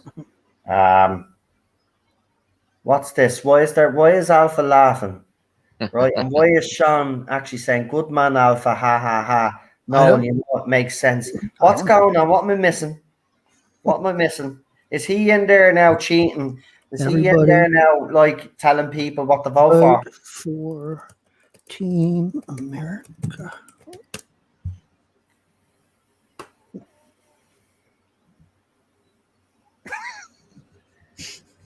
I didn't type anything. Daniel says good night. You heading off, legend? I just seen this. By the way, I just seen the Celtic result there, mate. I have to say, fucking shocking, man. Shocking. But I agree with you what you said up on Twitter. It's definitely the board's fault. What the hell? Like Celtic should have won that game. What the hell? So what's that now? Down into the Europa again, qualifiers, isn't it? You don't make the Champions League. You go into the Europa League now, don't you? Which I suppose it's something, but oh no, what's wrong? Are you is your movie losing? Sacrilege. What's he done? I don't know, but he's not happy about something. God damn. What happened? Your movie losing, is it? All the cheaters are starting to come in now. It's like, all the cheaters are starting to come in. Listen, mate, I do have loads of people that come on and vote in me polls, even if they're not here. It's not cheating. Sure, I can't even vote. Imagine what it's like for me. I can't even vote for me feckin' movie. So, just like, one vote. That's probably nobody's voted for my movie. no, it's in the lead right now. Ooh. It's in the lead right now. But superhero movies are tied for first now. Actually, you're right. So, Ghostbusters and Rambo, Ghostbusters 2 and Rambo First Blood are both on 9%. 18% is Team America. On 27%, we've got Batman 1989, and Superman storms into the lead with 36%. But it's early days. Remember, as I said, it didn't look like Terminator was going to win when we first put the poll up. And it did. It ended up winning the poll. So it's early days. It's early days. And Chris has actually broke it down. So the votes are now, Batman has 3. Team America has 2 votes. Batman has 1 vote. Rambo has 1 vote. Oh, that's before. Yeah. Then it's changed again. 3, 2, 3, 1 vote and 1. I get the way. I love the way Chris breaks it down. I honestly don't know how he does it, because with percentages, I'm stupid. But there you go. Right. Well, don't forget though. I will say this, lads.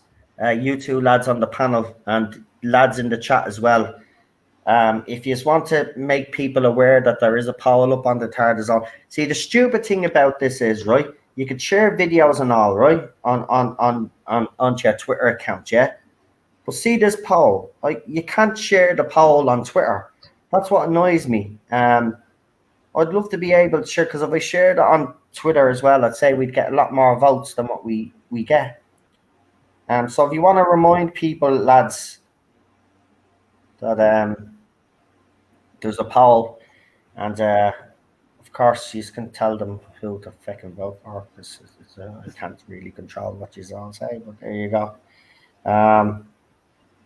But yeah, that's great. That's great. By the way, I just want to say I did have a Ghostbusters Afterlife reaction to the trailer, and I still have it there. The only problem is when I put it up. By the way, I would have been the very first YouTuber to do a Ghostbusters Afterlife reaction, because I literally did my video straight away. As soon as that trailer dropped, I'd done a pre-record. I threw it up on the YouTube channel, and in Sony's good wisdom, they decided to block it worldwide. Now, I'm seeing now, as I predicted on the video where I ranted about Sony, I said, watch, all the bigger YouTubers will be able to review this bleeding trailer, not a bother to them, right? And that's exactly what's happened. Now, I don't know if Sony has fixed the issues, but if they have, I still have that trailer reaction. I haven't deleted it, because I'm hoping that the Sony has gotten their act together. But I will say this about Sony.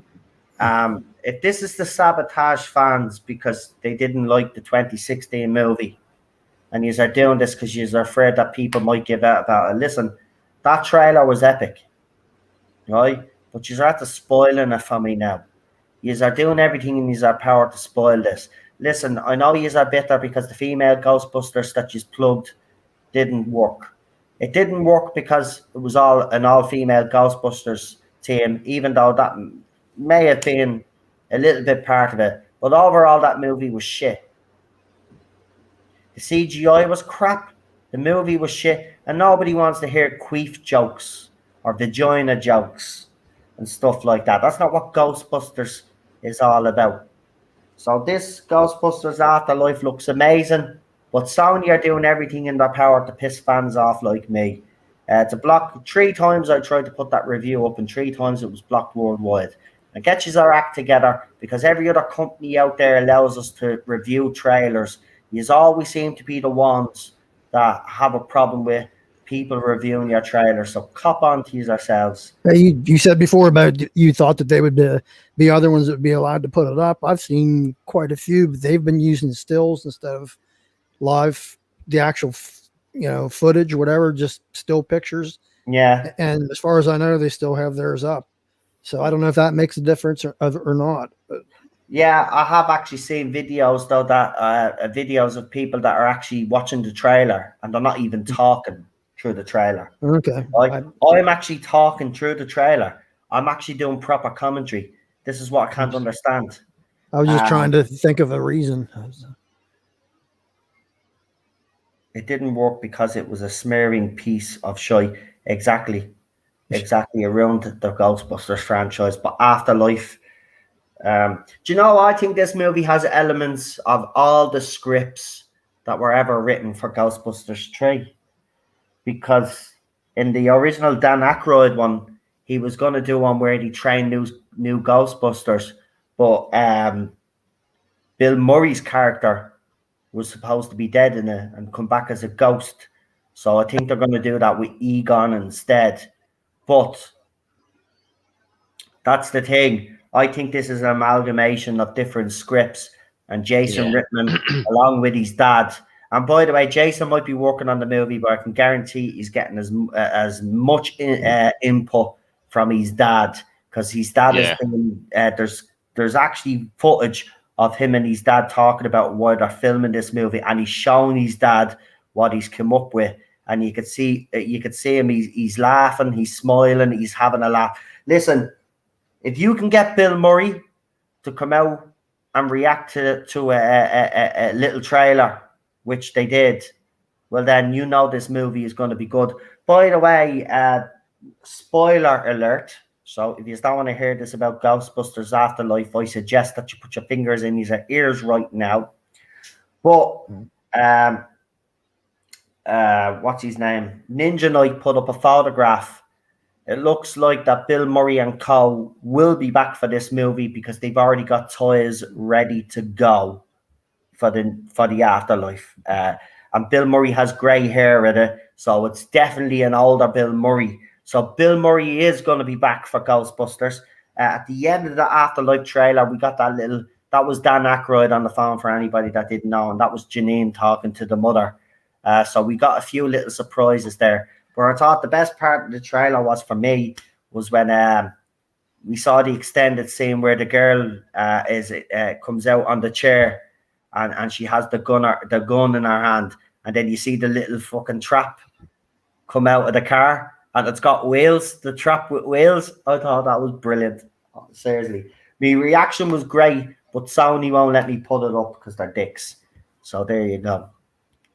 I don't think it's Sony. I think it's YouTube. I think they've put an algorithm in there that can look for copyrighted text and meanings and all that. Yeah, but here's the thing. I did a reaction to the Chucky trailer, and that didn't get hit.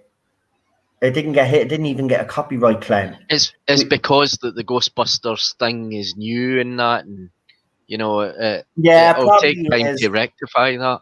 I'll give it a week and see if it calms down, but I'll hold the video there because I want you to hear my reaction, because the first reaction, now obviously when I did the second and third reaction it wasn't the same, but if you get me first reaction, I was blown away.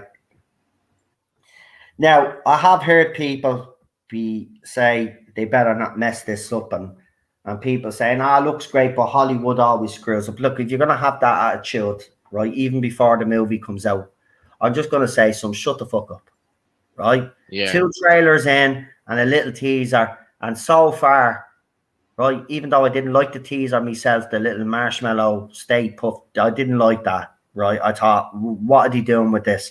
That's the only thing that's the only scene out of the whole lot of what I've seen worries me about the movie, is just that. As for the rest of it, it's brilliant. And I will say it's quite very clever. So far, we still haven't gotten any Ghostbusters music. Now, if that's deliberate or not, I don't know. But Me as a Ghostbusters fan, and I loved Ghostbusters 2, by the way. I know it's not as good as the first one, but I still love Ghostbusters 2. I have to be honest, this Afterlife movie is what I would have wanted as a Ghostbusters fan. Yeah. And it looks like everything that we hope that this movie will be. I don't think Jason's going to fuck this up because his dad has been there. He's been shown his dad. His dad looks pretty happy. If you've got Bill Murray, Dan Aykroyd, and Ernie, what's his name? Ernie Hudson. Isn't that what his name is? Yeah. Yeah. If you have them on board, including Janine. Now, I will say there was a cameo that we didn't see yet. And that's Rick Moranis. Right? And Sigourney Weaver. Now, that worries me a bit because there is rumors that he's supposed to be in this movie. And we still haven't seen his cameo yet. Maybe they're going to save that for the last trailer. But 2 trailers in and a little teaser, I am satisfied. I have no doubts that this movie, they're going to get this movie right. And I'll tell you why. Sony can't afford to fuck this up. If they want this franchise to continue, this movie has to be spot on. Because I don't think people realize the damage that Ghostbusters 2016 actually did to the franchise. Yeah. I think they realise now because by the comments and all that, and I had made comments on the Sony channel that if they brought back the classic Kenner toys as well and all that, but they didn't bother in 2016, but they're doing it now. But I think they've listened, and I think they've taken a hint that because of the way they treated the fans in 2016 because of the reboot. I think they've turned around. Yeah, of course, I was right in my prediction that there'd be a lot of salty cows out there, and of course, you had all the salty cows, including Brianna. What's her name? Brianna Wu. Yeah. She came out and called everybody an incel.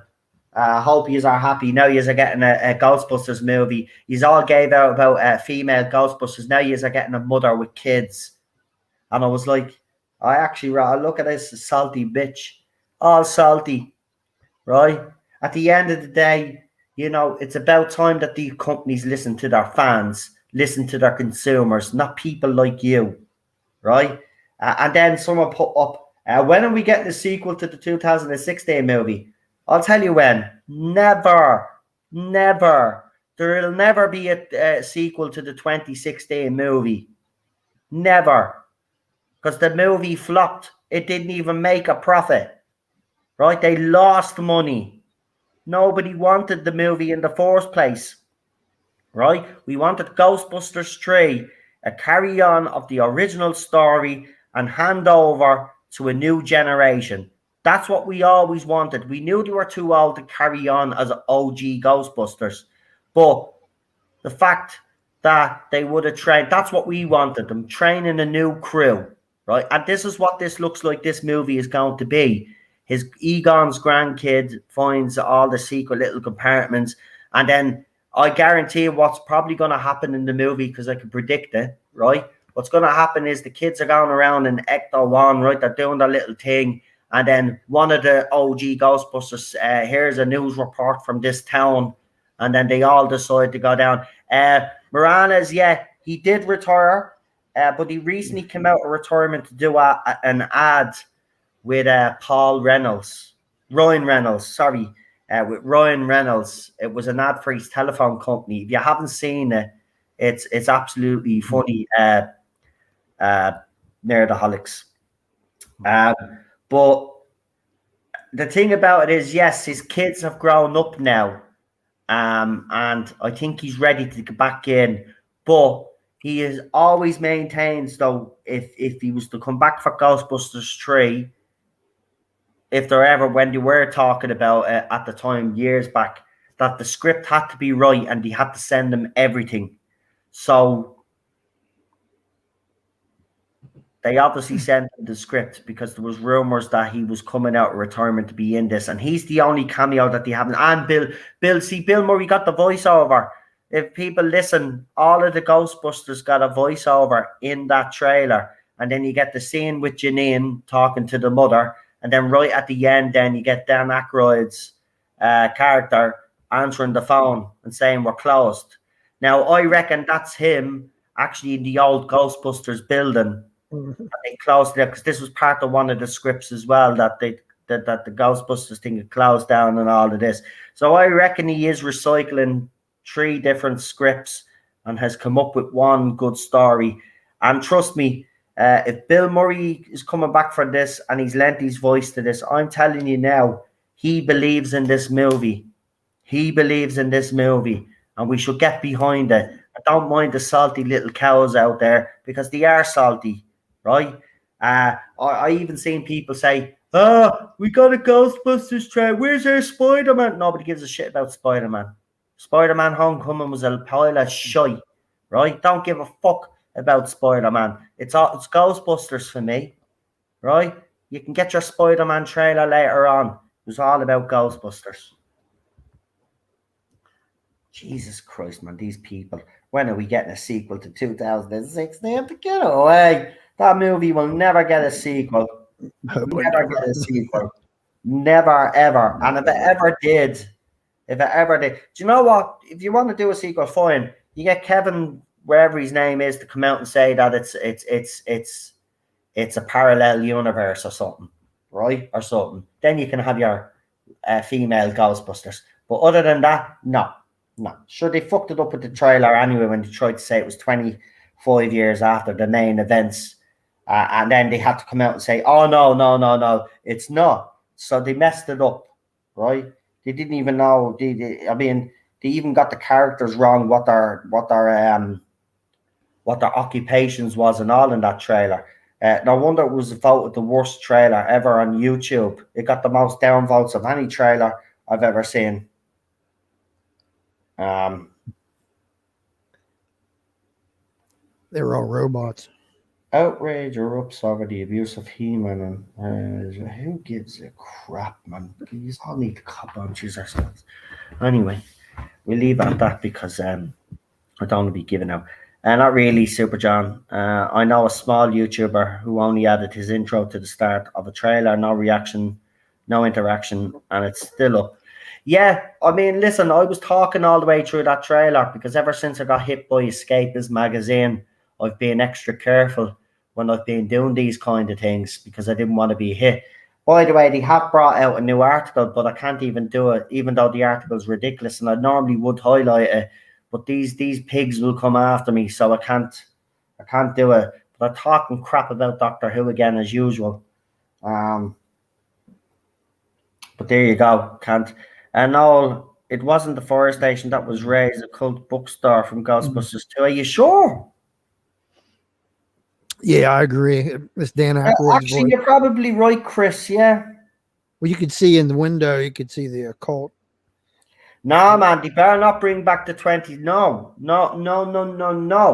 Listen, that cast has to keep well away from this movie or any association with Afterlife. Nope. They better not tie them in, right? We don't. I don't like Ghostbusters 2016. It was crap. First 15 minutes was decent. After that, it completely lost what it was supposed to be. That movie has to stay well away, right? No way. It better not happen. Better not happen.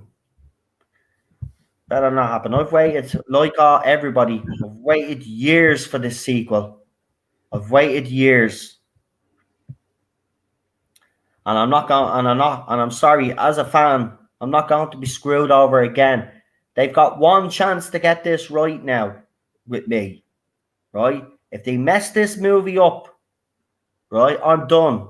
I'm done with Ghostbusters. I'm done. I'll never, ever watch another Ghostbusters movie if they do them again. I'm done. It'll be Ghostbusters 1 and 2. That's it. And obviously the animated series and the video game, because that's officially, or the unofficial third movie. But that's it. And after that, no. If they don't get this movie right, that's it. Done. Ghostbusters as a franchise, as well, as far as I'm concerned, is done as well. But I'll be done with it. I won't come back.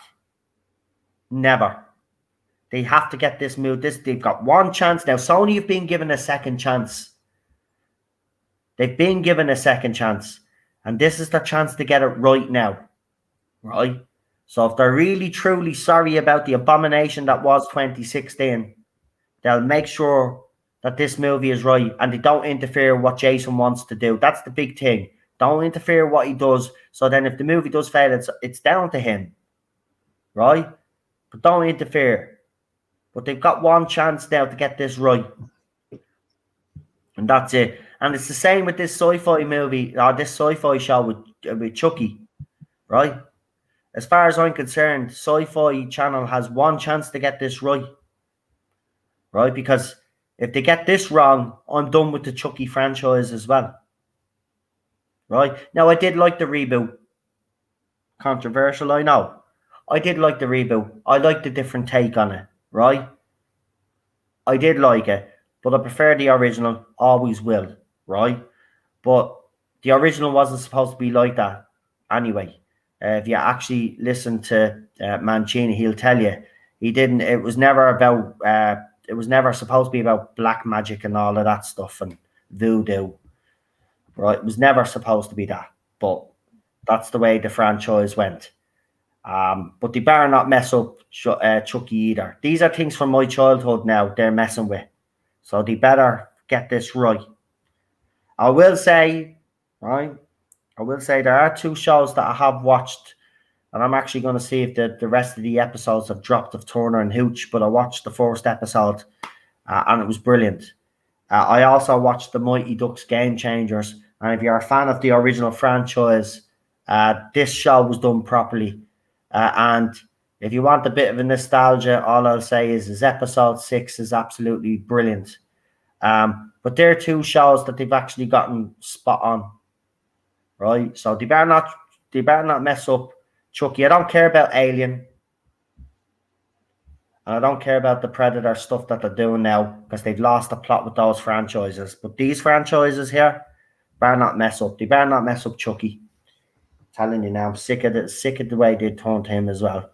So I hope, and the trailer was great, by the way. So I'm really hyped about that.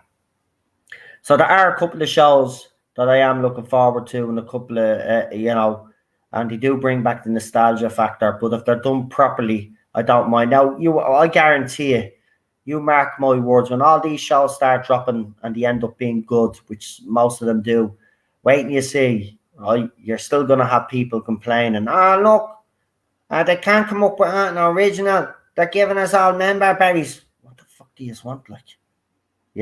That's what will be the next thing. What, right? You see, give it a few months now when all these shows start dropping. They'll be like, look, Hollywood can't come out with any fresh ideas. They just keep giving us member berry shows and member berry movies and all this. But if they do them properly, isn't that the point? If they do them properly, why complain? So what if they're going back to old franchises? Right? If they do them properly, all well and good. But it does actually show the other side as well, that there is a lack of creativity, original creativity, I should say, that they have to go back to all these franchises. But if they're done well, I have no problem with it.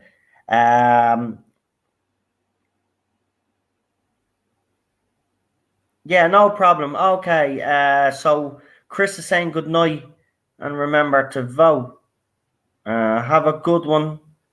Some people just live off complaining, sadly, LOL. I agree. And listen, don't get me wrong. I've complained enough over the years about Doctor Who, right? But I think we've been justified there. But most of the complaints that I've heard over the last couple of months, and I've brought this up before, it just seems to be this complaining for the sake of complaining. And it's kind of weirding me down, to be quite honest with you. TV and movies are not that bad. They're still making some great stuff out there. You just have to look that little bit extra harder. That's it. But there are some great stuff still being made. And I have to say, the new Halloween Kills trailer, even though people have been complained about the last one, that was an allegory to the Me Too movement and all this, because Jamie Lee Curtis came out. But I have to say, that Halloween Kills trailer looks absolutely epic. And if they keep the politics out of it and they just do a proper fucking Halloween movie. That's going to be epic. Listen, we got some good stuff coming up, you know, and we'll be doing a lot of reviews. And remember, Torchwood is coming now because obviously he's voted for Torchwood. I thought everybody would have voted for the Orville, to be quite honest with you, because everybody complains when I bring up Torchwood. But there you go, Torchwood won. So we will do those watch-alongs in the next couple of weeks. Alpha, you're back with me tomorrow, aren't you, for Sliders? I am, yes. Yes. So we've got Sliders tomorrow. Come and join us. We're on episodes 7 and 8 now, I think. Are we? We'll see if we can figure that out before. Make sure it's the correct order and everything. Oh, Jesus, not the. I know. I agree. And you're right, Nerdaholics. I do love those history documentaries. I'm like you, a bit of a history buff. And I love me wildlife programs as well. I love watching wildlife, especially David Attenborough, the legend. You know, Sir David. He deserves the Sir. He's a legend. He's 90 odd now. And it kind of pisses me off because, you know, it's going to come to a time where, you know, old age is, well, he's already old, but it's going to catch up on him and he's not going to be around any longer. And the thing about it is, he is the king of nature programs. And none of these programs, and I do watch other shows, right, nature shows, they're never the same because it doesn't have David Attenborough's voice, even though they do be good, but you just want David in all of them. So yeah, I like all of them as well. So we're back for Sliders on Thursday. Then Friday we have our second show of the new show that we've launched on Friday nights called Contact. And yeah, and if you want to be part of that, please send me an email. And yes, I had a bit of a wobble on Twitter last night. So I was saying I was thinking of retiring the channel and all of that. It's just it's just stuff behind the scenes and stuff like that been getting to me lately. But don't worry, I'm not going to go anywhere. It's just a bit of a wobble. But I will say, you know, I'm kind of sick of all the backstabbing and the, you know, all the other nonsense that goes on. But if you're interested in coming on Friday, send me an email or let me know. And if you've been on before, obviously I'll have your email address. If you want to come on, you're more than welcome. Friday stream is fun. There's no, basically what it is, it's like a stream. It's like a conversation that you have with your mates in the pub. That's the type of stream that we have. We show some funny videos. We talk about music, film, whatever. Anything goes, really. Once it's not against YouTube's policies and all of that, and it's no hate speech and all of that. You know, we don't do any of that. But we just like to have a little bit of fun. But yeah, there's, you know, these last couple of weeks. Look, last week I done 14 live streams. I think it caught up with me last night. And as I said, I had a bit of a wobble. I was going to quit or seriously considering quitting. Because, you know, I just felt like, you know, it gets to you after a while. I just didn't feel like I was being appreciated, but of course, people proved me wrong. But you know, that's what happens when you have a wobble. You start to listen to people and stuff, and I shouldn't be listening to people, especially negative people. But there you go.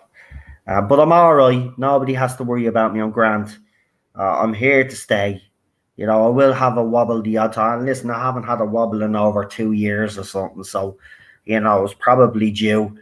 And not only that, as I said, I did 14 live streams or something last week. So it all kind of caught up with me, you know. And also on top of that, I was on I was on Ballstreck's channel as well. And I was on Rob Boy's channel. And then I was doing all my streams. And it caught up with me. That's all it was. Yeah, this is the thing right now. I can't really take a break because, you know, while I love what I do, the reason why there's so much more content going out there is I'm actually trying to make the revenue go up a little bit, because myself and Cheryl, see, I don't get paid anymore after my disability was taken away because I got married, and obviously what happened was, apparently we're over the threshold now, so they took me money away from me, because they said we had enough money with Cheryl's money, but that's not the case. We're actually poor right now. So I've no income. The only income that I have is coming from the channel. So that's why I've been up in the content. But listen, I used to do this at the start anyway. When I first started off, I'd do a lot of live streams. It was just I kind of spread it out a little bit more, and we did less. But I can't afford not to be online right now. So for these next couple of weeks, I'm going to be like a cyborg, because yeah, it's mad. I've even lowered the threshold down on the YouTube channel, and I still haven't reached it, because this is the problem. YouTube's taking 60% of my revenue. So with that being said, you know, that Comic-Con panel was probably a blessing in disguise, because we got over 2,000 views on that. So the revenue managed to jump up a little bit, but we still haven't passed the threshold, which is only €70. So think about, I've done 14 live streams and I haven't made €70 yet. 14 live streams, right?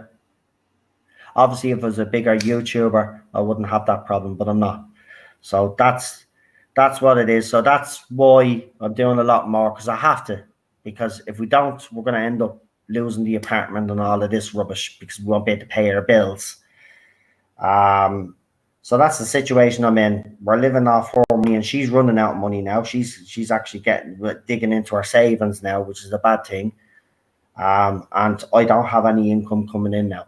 And we're down, with my income gone, we're down over €1,000 a month.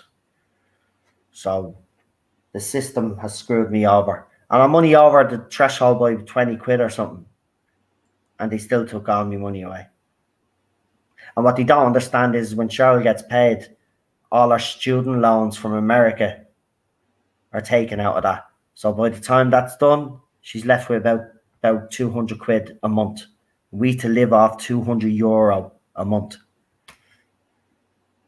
It was a bit better when I was getting paid, because then that was extra money. We had 400 quid, but now we've only got about 200 quid.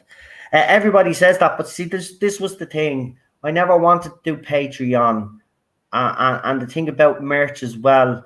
You know, I've been flirting with the idea of that, but that's not what I'm about. I don't want to be, you know, I know that's a thing for other YouTubers out there, flog their merch and all of this. Or when an actress gets fired, then they do merch on that to capitalize on that. I'm not a clickbaiting, money grabbing person like most out there. You know, I do this because I love doing it. You know, I really do. I love doing everything that we do. But YouTube is screwing me over. Listen, if YouTube wasn't taking the money that they were taking at me, we'd be fine. We'd actually be fine. But, so that's the story. Listen, I'm just letting you know what the story is, because you have supported me, you know, for all these years, and you have a right to know, you know, what's going on. So that's why I've been under a little bit of pressure and stuff, and I've let things get to me, and that's why I had a wobble last night. You know, it does annoy me. I work very hard on this channel, and YouTube is screwing me out of me rewards, basically. Me rewards, you know? And it's disheartening. It's disheartening. But look, we'll plug away. We'll keep going. You know, at the end of the day, you know, I enjoy doing what I'm doing. And I'll keep doing it, because that's what we do on this channel. I'm pretty sure Jordan Series 13 then the viewers will shoot back up because people will be interested to hear what I have to say about that. But no, I get you. I know the logo would look great, you know, and it's something about being flirting with, but that's the thing. I'm not about that, even though I am struggling, you know. I'm not about that. I'd feel like a bit of a sellout if I start selling merch. Does that make sense? I don't know if it even does make sense. And then people say make a Patreon, but then I'm thinking to myself, well, why should I, you know, charge people on Patreon for a video that they could see on YouTube? See, that's the way I think. You know? And I know other people don't think like that. Well, you see, the Patreon is supposed to have the special little things that they can see on Patreon as a supporter that they can't see on your regular channel. But, yeah, exactly. But I wouldn't know what to talk about on Bleeding Patreon. That's different to what I talk about on this channel. So that's why I'm saying, to me, it wouldn't make sense for me to go on Patreon, because I'd be saying the same thing on my YouTube channel. I just think Patreon's a bit of greed, if you ask me. You know, these bigger YouTubers don't even need to be going on to Patreon because they make enough money in super chats and people that watch their streams. Do you know that sort of way? So yeah, so I don't get it. That's look, that is, you know, I don't get why they want to do it. Well, I do, because they're greedy. They want the extra money, and that's not me. It's never been about money, but the channel is monetized. That's fantastic. You know, if YouTube wasn't screwing me over with that extra 20%, I'd be fine. I wouldn't even be having this conversation. We'd be fine. But so I haven't even reached my threshold for last month. Like, I'm on 60, I'm stuck on 63 quid. It's fucking unbelievable, man. And I've done 14 streams, like. The watch hours are up, by the way, for the first time since we got that copyright strike off that magazine, by the way, and the views are up as well. So the channel is on the up. So hopefully things look up. But listen, look, merch and stuff, that's the last thing on my mind. I wouldn't know either anyway, the first thing about going about creating my own merch anyway. And apparently I think you have to put money in before you receive money. So again, I can't even afford to make me own merch and put merch out there. And anyway, I don't think people would want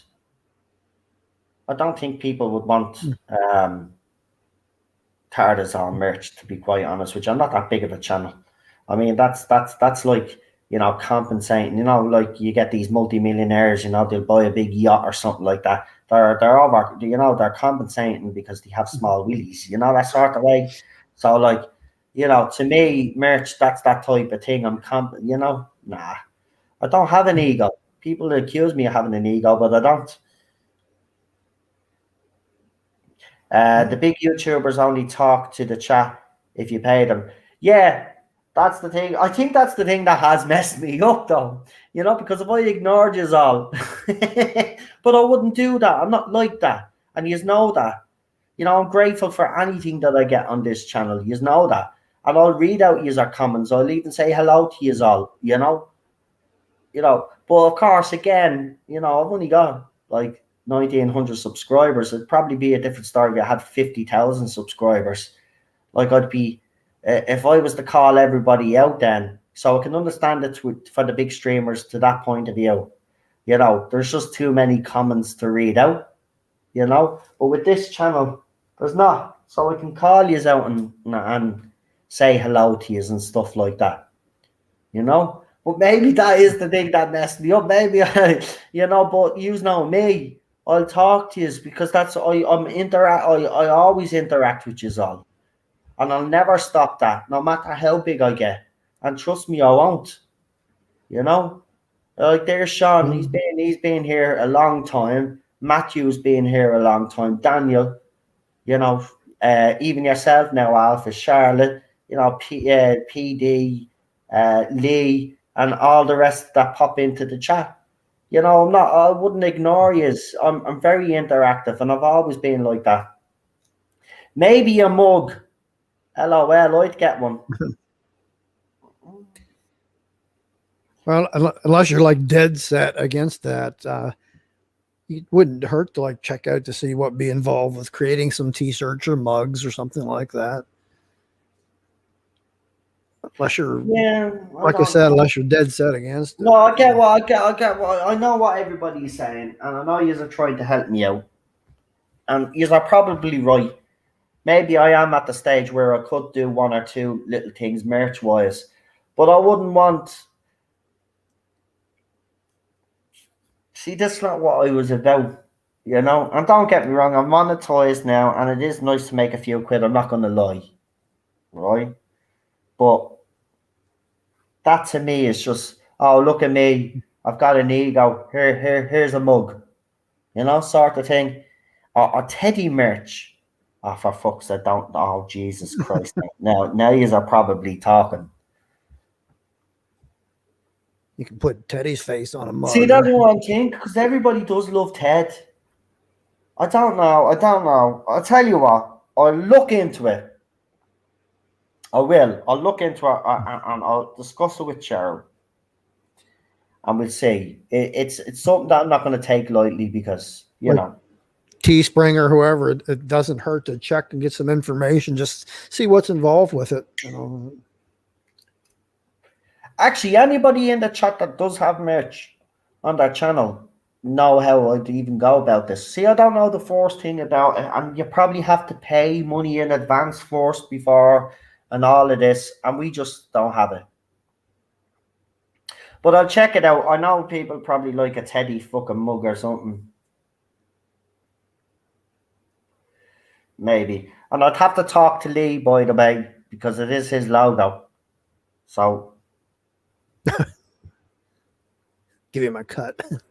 No, yeah, but rightly so. He's worked hard on the channel, so I don't mind that. But if Lee was down with using his logo for merch, then maybe we could come up with some sort of agreement. Listen, we'll talk about it over the weekend anyway, privately. I will have a word with a couple of the people that are involved in the channel as well, because, you know, I trust the likes of Alpha and PD and Lee and stuff, and even yourself, Sean, you know, but I'll take advice from everybody and I'll listen to what people have to say. But yeah, that's my situation anyway. I just thought you should know because some people were worried about me over last night. But I was really going to delete my channel last night in an act of, like, just without even thinking I was that bad. That would have been a big mistake. I know. I would have regretted it. I know for a fact I would have. That's why I said I need time to think. But I had a bit of a chat with Cheryl, obviously, and I had a bit of a think. And yeah, you know, yous are all right. Why should I let the haters win? I mean, I've come this far. The channel has gone through so much. Yous have all gone through so much with me. The channel has been hit, you know, and we've always managed to survive it. So, you know, keep going because, you know, look at, they're trying to cancel John Barrowman and all out there. They've cancelled people. They've cancelled posts. They've tried to take my channel down. They haven't succeeded in 3.5 years. So I must be doing something right. And David, and I love it because we're at to be watching Terminator, says, you cannot self-terminate. I love it. And Third Doctor says, no retreat, no surrender. That's it.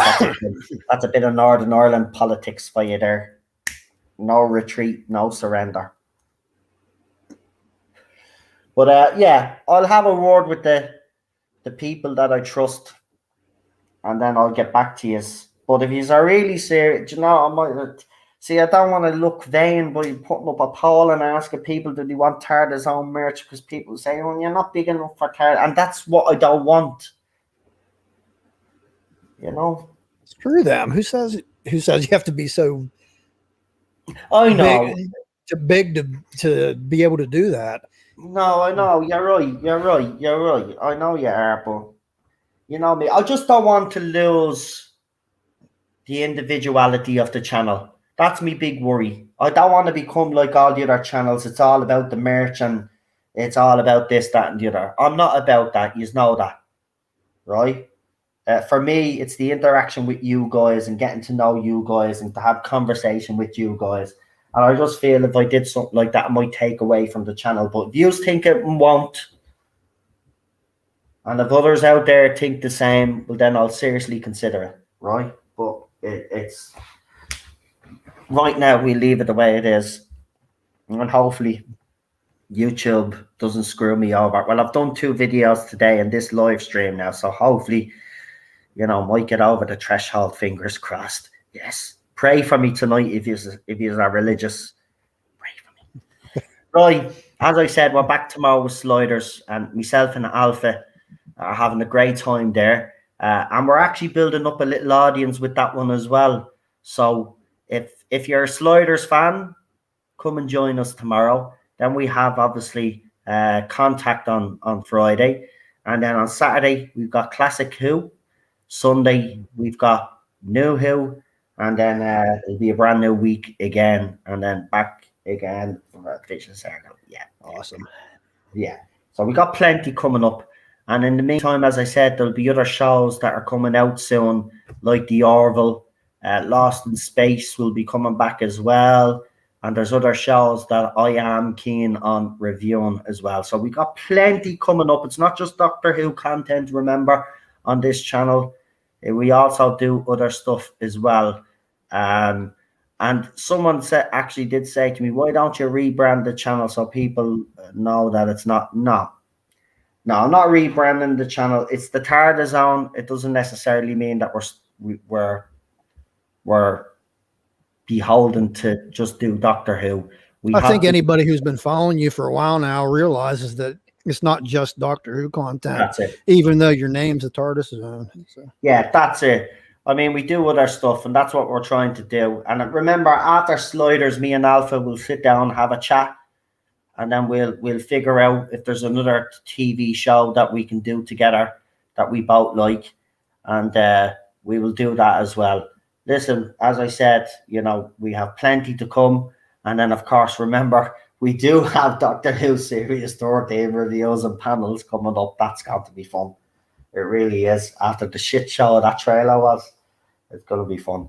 But listen, thank you all for the support. Sean, thanks for coming in, because I know you do be busy. So I really appreciate you in here in the chat. Matthew, as usual, me and you in the early days on Facebook. Fighting Air Corner, Fighting Air Side. It's nice to see you still here supporting me. And Daniel, of course, who left earlier. But Daniel is, tell you, one of the most loyalist people you'll ever get, by the way. Loyal, that chap. Has stuck with me through thick and thin. So I want to thank him. And go and check out his channel. Check out the Nerdaholics channel as well, by the way. Alpha Omega is going to plug himself now. So go ahead, Alpha. Okay, I just posted the YouTube channel in the chat. Also Twitter, at Alpha Omega 55. I have to check with my co-host and see if Farscape is on for this Friday or not. I still don't know for sure, but that's what we were shooting for. And other than that, it's still the same. I'm still going to put up some videos of my different collections that I have, like Doctor Who Bulletin and Doctor Who Magazine, Exile stuff like that. And eventually I'll be doing reviews of old TV shows and movies and possibly stuff like that. Fantastic. And of course, if you want to guest, you watch it, by the way. So, you know. If you're interested in Farscape, you're welcome to be. Honestly, that's what I think of that show. But I could be wrong. Do you know what? Leave it with me. Because do you know what I've been doing? The last couple of nights I've been just sitting down watching TV shows. If it's on that site anyway, I think if I come across it and I'll take a look at the first episode, and if it's something that I think I'll be into, I'll let you know. Get an old school drunk reaction video in the works. Like, yeah, we'll get Cheryl to fall off the bed like the last time. What? I don't know if people remember that stream, but literally, Cheryl was drinking in the room. We were doing the stream together. I was out here. She was in the room, and she was on camera, and she literally fell off the bed. It was the funniest thing ever. On camera? Yeah. I must have missed that one. Yeah, I think it was before you were around, actually, pal. It was a good while. Yeah, it was ages and ages ago by now. And yeah, the Jack Daniels, I drank a full bottle of Jack Daniels on the stream one time. Yeah. That was fun too. Yeah, but we've had a lot of good times on this channel. And as I said, you guys have kept me going, to be quite honest with you. So again, thank you. And I'm going to leave it there now because I've been kind of rambling for the last 20 minutes. But what you call it, I'll think about what you were all talking about anyway, and I'll have a chat with everybody. Yeah, I'm going now. Listen, when we do get the finances up, I will be buying a new camera because I want to be back on camera again, because people are actually saying, why am I on camera anymore? Because the other side think I'm afraid to show me face again. That's not the thing. My camera's broke. Yeah, I actually have me here. I'm Steven Seagal tonight, Sean. I'm Steven Seagal tonight. I've got the ponytail now. The hair is all over the bleeding place. I still haven't got a cut. The New Year's special was a Who. Probs singing Bowie. Yeah, that was brilliant. We had a laugh. We do have some great laughs on this channel, I have to say. We get unfairly criticized. I have to be honest. We do. But you see, it's the people that I have around me. I've got some good people around me. They're fun to be around as well. You know, none of this would work if I was with people that I didn't like, you know. But I like everybody that's on this channel, that appears on this channel. And we even had Retro pop in tonight, which was absolutely fantastic. So yeah, haha, good man. I miss me long hair sometimes, but I can't be arsed growing it back now. Nah, you're gonna keep it short? Yeah. Do you know what? I might actually, you know, if I continue to grow it for a while, because I won't go to a hairdresser's right now or barber's right now. I don't want to be in confined spaces. I'm a bit of a weirdo. But if it gets too long, what I might do is I might do a charity stream one time with the camera on and shave the whole lot off for charity. Might do that. We'll see. Maybe around Christmas time. If I don't get me hair cut, of course. Well, that's a long way to go. No, but the family. I've been going for like 6 months too. Yeah, the family might kick up stink and make me get my hair cut. So if I can last till Christmas, we'll see. If it gets too long, I might get a cut on air for a charity thing. We'll pick a charity, connect it maybe to Doctor Who, so maybe one of the old cast members. Nicola actually does things for animal charities. And as you know, we're big animal lovers on this channel. So maybe we'll do something like that. It'll be something to consider. Yeah, right. I'm going to stop now because I'm just literally ranting now for the sake of it. Right, listen, thank you, everybody in the chat. Thanks for your ratings. Don't forget to vote on that poll and let people know that there is a vote. There is a poll. If you just want to take a screenshot of the poll and even throw it up, maybe, or I'll do it and I'll throw it up and ask people to vote, and we'll see what movie wins. Right, I'm going to leave it there, lads and ladies. If there was any ladies in the chat, I'm going to say goodnight to you all now, and we will see you soon. And Third Doctor says, "Cheers, great stream." Thank you. I really do appreciate that. By the way, the words of encouragement as well. It really does mean a lot. So thank you for the continued support, and we will see you tomorrow. Nerdaholics. Good night, Sean, Third Doctor, and everybody else. Chris. Night, everybody. Matthew. Who else have we got there? Hold on. Might as well say good night to you all individually. Why not? Why not? Because, you know, I can. Matthew. We got Matthew as well. Good night to Matthew. Obviously, Alpha is here as well. Good night, Alpha. Good night. Who else have we got? We've got everybody else is lurking. Seems like we got CD as well. Good night. We had Mark in the chat earlier as well. Good night, Mark. Thanks for popping in. Really appreciate it. As I said, Chris earlier on. Daniel. Disaster area, Daniel. David.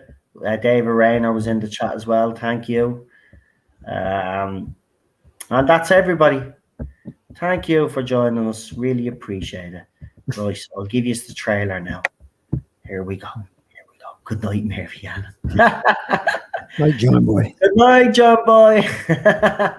See you later, folks. Night. Stay safe. Look after yourselves, and I will see you tomorrow.